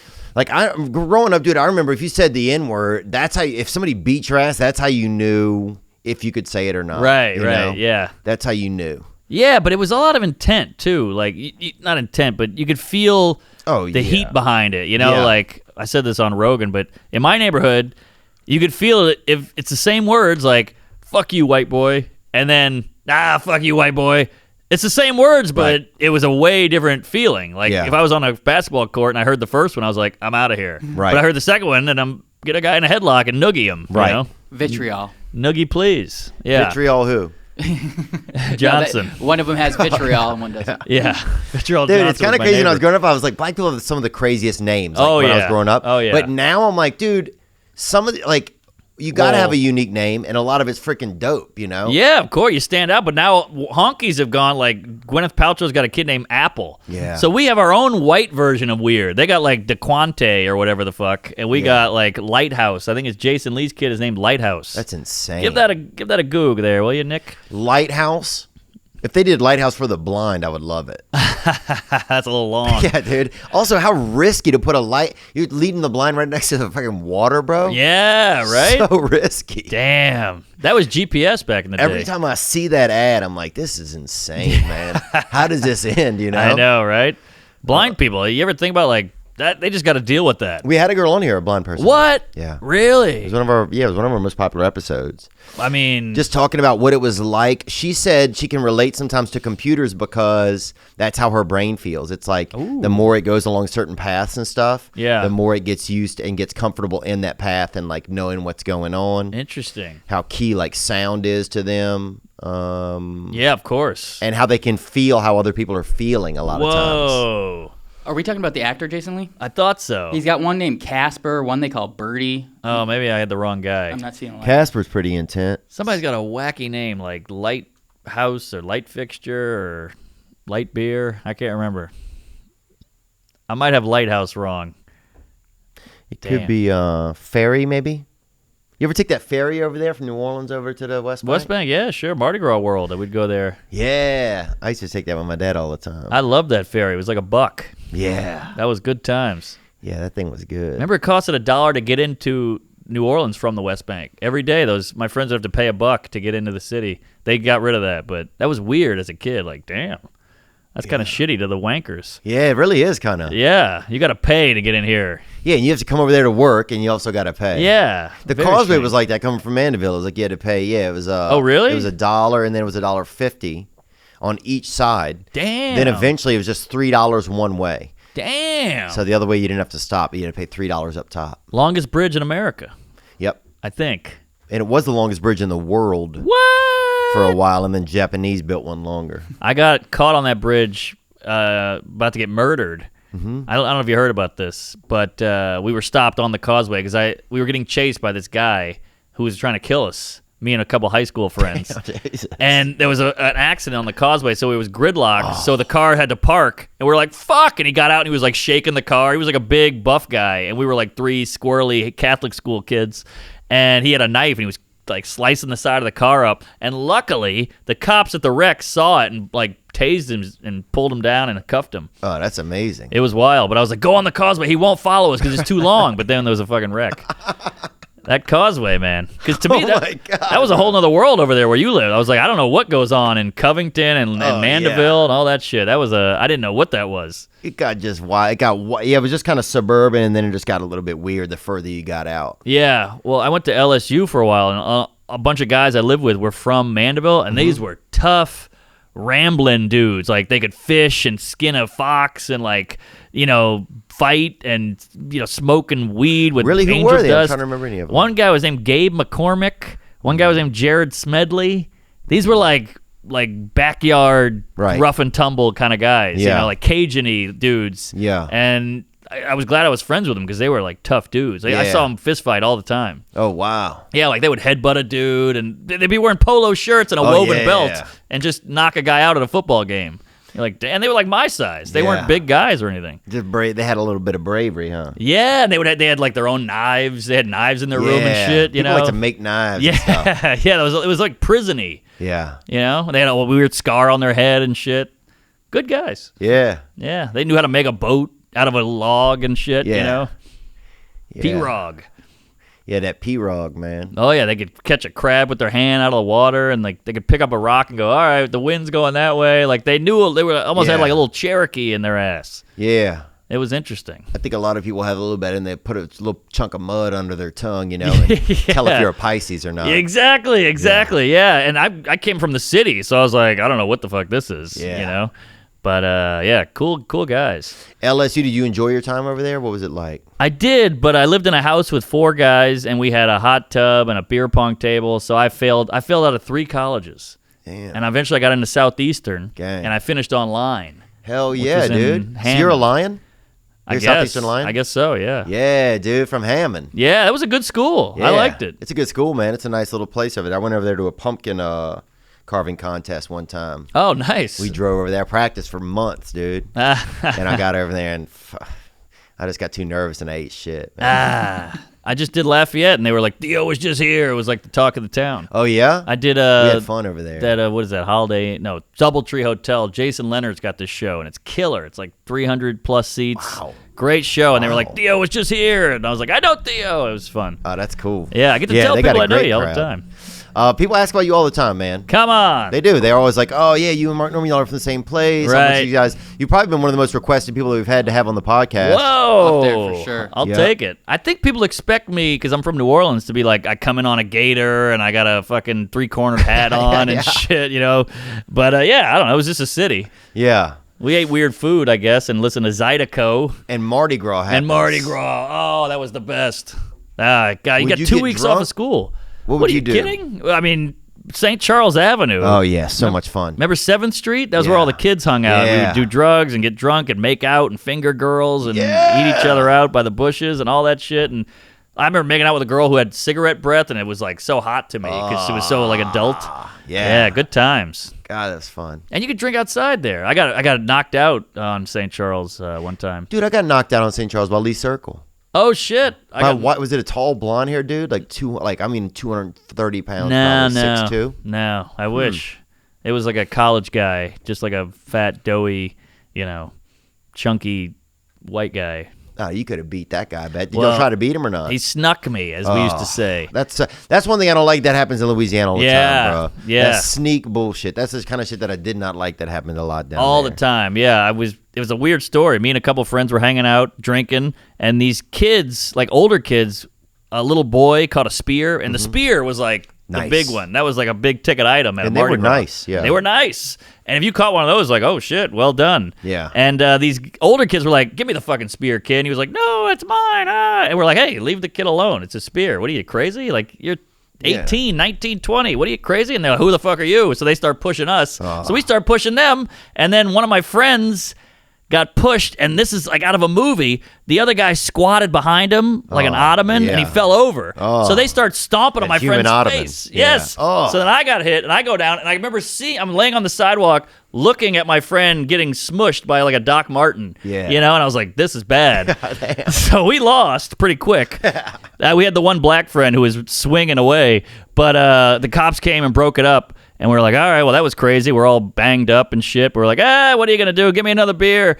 And then we go walk like a block, and I'm talking to my girlfriend at the time, and she goes, I think that's one of those guys. And I was like, huh? And I looked the wrong way, and he was running this way. Running start, hit me. I went out and pissed myself, which is the most embarrassing thing. I mean, not only getting knocked out, but urinating. And especially because you've done that so much as a child. I guess I got a weak dick piss stopper or something. I got no cork. Yeah. And I went out and I was laying on a guy's lawn, like drooling and pissing on myself, which is pretty embarrassing. And I woke up like 2 minutes later, and my girlfriend like, get out of here, like swinging her purse and shit. That's the worst. I'd I'd rather the guy kill me than have a girlfriend standing there saying, get out of here. Brutal. He's brutal. my man. Yeah. That's the worst. Oh, it was brutal, man. That's the worst, dude, because that ruins your Mardi Gras. Oh, completely. And I had a fucking egg whop right here. It was rough. And yeah, that was bad. I had to like have lunch with my mom the next day. She's like, what happened? I was like, I fell down the stairs. I got hit by a doorknob.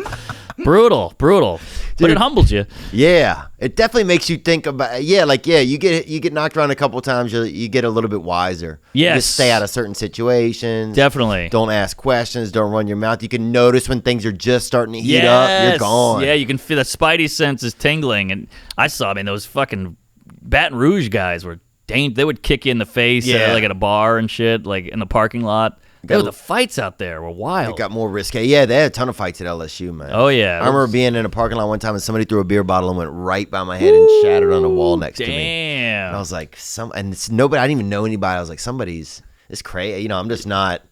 I have aspirations. Mm-hmm. Dude, yeah, I remember one time we're walking down the street and this big white dude, I think he was on steroids, bro. And he walked past us, and it was me and a couple of my buddies. And he goes, he turns around and is like, one of y'all called me the N-word? And we're like, no way, dude. I'm not blind. Yeah, dude, yeah. What, are you crazy? Yeah, bro, tighten up, man. Yeah. Dude, before we could say anything, bro, he fucking decks one of my buddies, right? Oh, shit. Yeah, they had like a piece of, it was like a, not a 2x4, but like maybe a 1x2 or something. Ooh. Like a really thick dowel rod right there, just leaning on this fence. It was Mardi Gras. Somebody made a sign and left it there. Oh. So I just picked it up and just snapped this guy with it. Really? Yep. He hit me. He hit my buddy. That didn't knock him down? Dude, here's the crazy part. Who is this N-word? This white N-word is a beast. Bro, it did not know. This guy was huge, man. Wow. He was on something. Like, he was just unbeatable, you know? Yeah, maybe it was like the coke. first time you get to like the super, like the boss. Bowser. Yeah. You're like, I don't know where he jumps. Right. So I'm fucked. Yeah. I got to play it a few times to get his rhythm. Yeah. Yeah. So this guy was, and some girls pull up. The only girls we even knew that we had any chance with their Mardi Gras pull up, and they're like, and for some reason I'd kind of like fallen off to the side of the fight, and they're like, hey, what are you guys doing? And we're like, I'm like, oh, this guy's beating the shit out of us. What does it look like we're doing? And no joke. The girl goes, okay, well, we're just going to find a place to park. I'm like, okay. Oh, that's They were exciting. just looking for parking. I like that gal. She's not fazed by shit. So, man, been this hit. guy cracked me right in the middle of the head, and it was this horrible big red welt. Yeah. And I got some ash out of a thing and tried to fake that Ash Wednesday Oh, thing. smart move. You should have gone full Muslim. Just put that dot down there. You know? Wow. He got you right here. Oh, man, he got me right there, man. And, yeah, it definitely kind of woke me up. Like, it shook my head a little. Sure. It almost made me feel pretty cool. Yeah, you get a rush and you feel alive a little bit. Yeah. You're like, oh, right on, man. I can get knocked out. Yeah, it's very primal, you know? Like, we but we evolved fighting. Yeah. And so it's something in you. I mean, you pick that stick up pretty quick. Yeah. You weren't like, should I pick up the stick? You just went for it. Yeah, it was fun hitting him too, right in the neck. I bet. I can't believe that didn't knock him out. Or knock him down, at least. No, not this guy. Damn. I would have had to hit him, I bet, 40 times for him to go down. Wow. It was right. Here was the worst part. Right when I picked it up, I realized it wasn't that strong. It was like, I wished it was like flimsy? Yeah, it was it wasn't that sturdy. Yeah, that sucks. It was almost like slapping somebody with a piece of wood. It was bad, bro. You hit a guy with like a paint stirrer or some shit. Yeah. Oh, that sucks. You just made him mad. Yeah, all it did was make him mad. Right. It's like he started blinking like on the screen. You're like, uh-oh, this isn't good. Right. You needed a flower to fireball him. Damn. What else? Did we cover everything? Nick, you got anything? Any more questions? All the good ones. The other ones you kind of answered within conversation. Oh, all right. I hope we weren't too serious. I hope there was some yucks in there. Oh, I was yucking it up. All right. Yeah, I thought it was fun, man. It's just also just nice to get to chat. We never really got to sit down and chat that much. That's the beauty of pods, man. It brings people together. Like I have friends who I don't see unless we podcast. Yeah. Which is kind of sad, but we're working. We're always busy. Yeah. What's it like at the cellar these days over there? It's different. It's definitely more, diverse and like spread out. And no one calls anybody on shit, which I think, like, I'm all for diversity and I'm all for new people and hanging out and different voices, but it was a better place when you were more honest. Now it's like, well, this is a gay, trans, or whatever, so I'm not going to push it. Right. But he might have a hacky joke that I heard before, but I'm like, I don't want to just ruffle any feathers because I don't want to seem like I'm this guy, right? Which I think is worse. That's not progress, right? I thought it was about treating everybody equally, but we're so nervous about stepping on toes and being called phobic or this and that. So like that part's weird. Man, yeah, that seems like a really tough environment. Yeah, like back in the day, Patrice would go, "What the fuck is that hat?" You know, and you can't do that now because you're like, I don't know if that hat's a fucking garb or you know, if it's like a service hat, right. And now I'm classist or some shit. So. Yeah, it's different. You got to watch your P's and Q's, where before it was like you just kind of shot from the hip, which I think there's some goodness to that. You know, you don't want a football coach who's going, hey, everything was great. No, you got a guy going, hey, you fucked that up. Do that again. Get down on 4 knees and this and that. Take a knee, whatever. But, yeah, so we're missing that part. But it's still a great club. Yeah. Oh, yeah, man. That place is legendary. Have you worked there ever? Yeah. I got Schumer and Neil Brennan helped me get past there. Nice. All right. It's a tight comedy box. It's a laugh box. I was so nervous. Even when I went back there last time, like maybe 4 months ago, I passed through town. I didn't even go perform. I just went by to say hey, and I was just like so nervous just even getting in there. It's weird. I mean, the store used to be like that, but the store has kind of gotten more welcoming, I feel like. Yeah, definitely. Yeah, I think, there's so many comics there. There's so many people there usually at night. Yeah. And you know a lot more people now, too. Right. That helps. Yeah. I mean, you definitely people, you say Mark Norman, people are like, oh, yeah. Right, I'm not going to lie to you. Like a couple of years ago, I'd see you and just be like, ugh, I don't know anybody. It was like high school at the cafeteria. Like,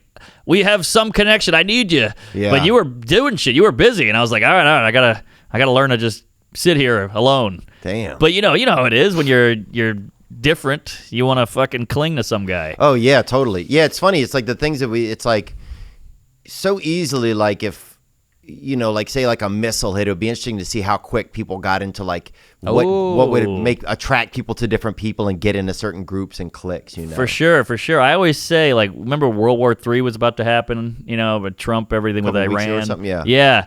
And everybody's like, this is awful, and everybody's got jokes about it. I'm like, it's not that bad if you're checking your retweets. Right. If you're checking your retweets, it's not really an emergency. We all pretend like we're living in this crisis time and everything's on fire around us, But if you're going, here's my Trump joke, how's that doing? Things aren't that bad. If your house is on fire, you're not tweeting shit. You know what I mean? Yeah. So that's how you kind of know if things are really bad.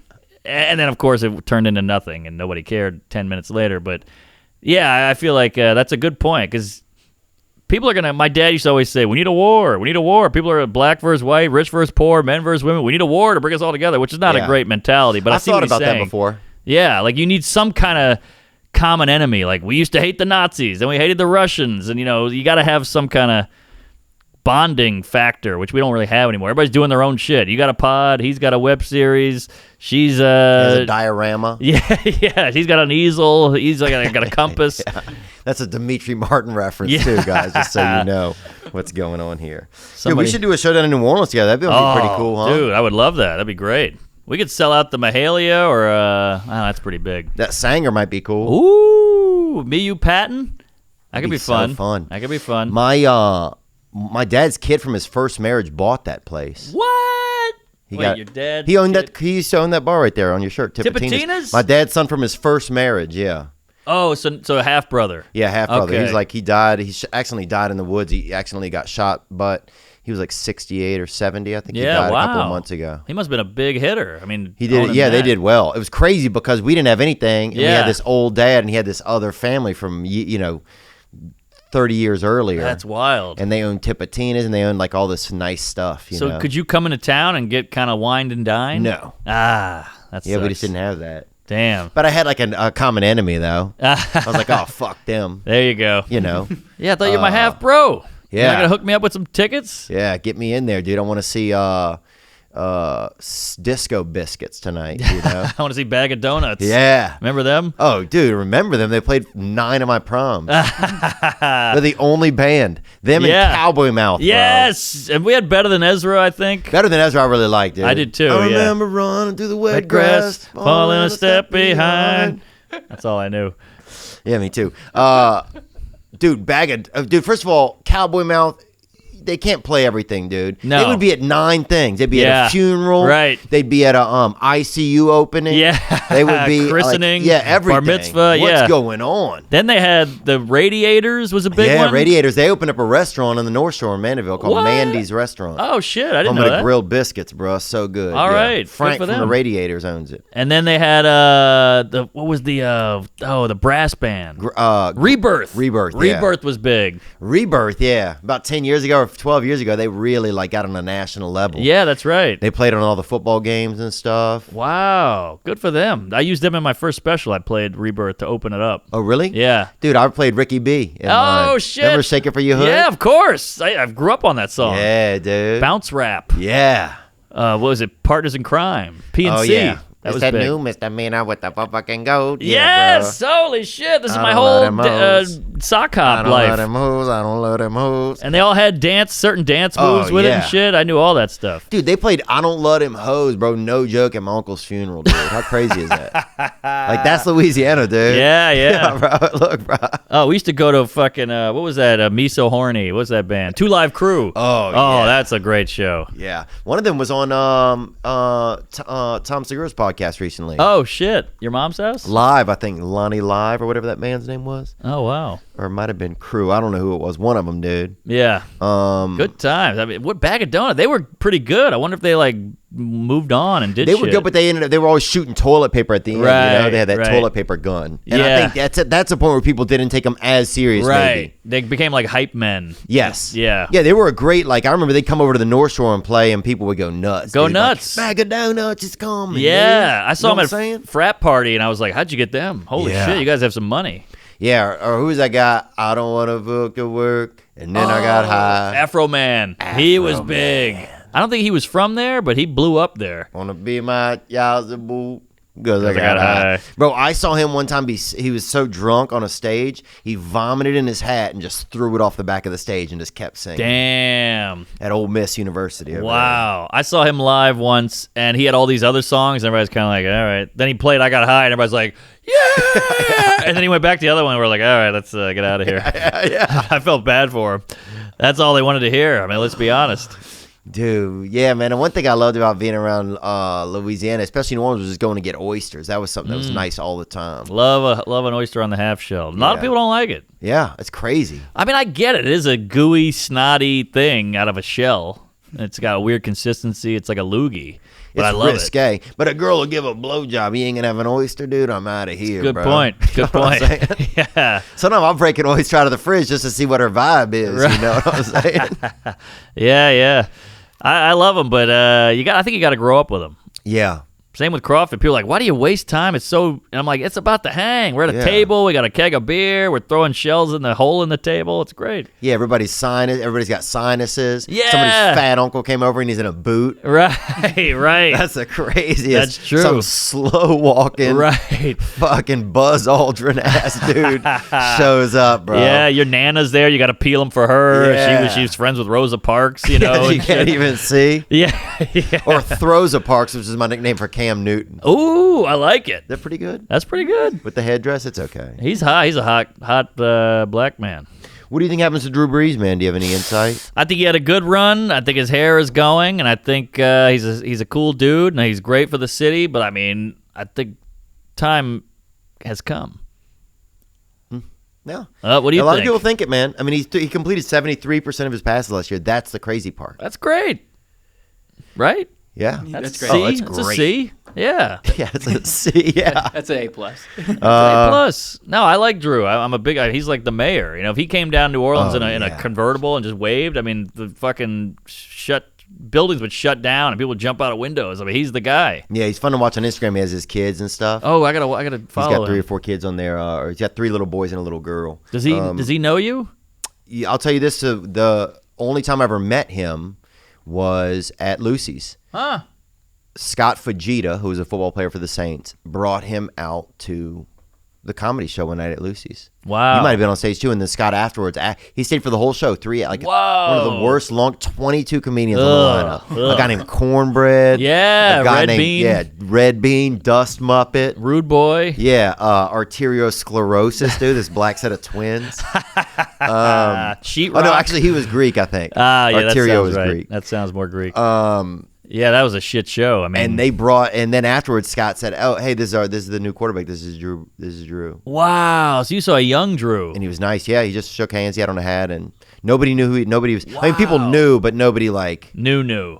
Yeah. Though, by the way, it's got to suck to be Scott Fujita because everybody's going fajita, nah, Fujita. Yeah, fajita. That's unless he opened up a restaurant after. Nah, you're sizzling fajitas. Yeah. Yeah, that's not bad. Come get these fajitas in your mouth. I love it. Is there anything better than a fajita plate? That sizzle coming at you? Out, the piping hot, it's bubbling and crackling, and it's got the smoke. Everybody at the table's jealous. Like, damn it, I got a fucking... Got I got the wonton. Yeah, I got enchiladas here. You're sizzling. Yeah, I used to think it was a Mexican birthday cake when they brought it out. I didn't know what was going on. Right. You know? It shows up and you blow on it. Yeah. You make a wish. Yeah.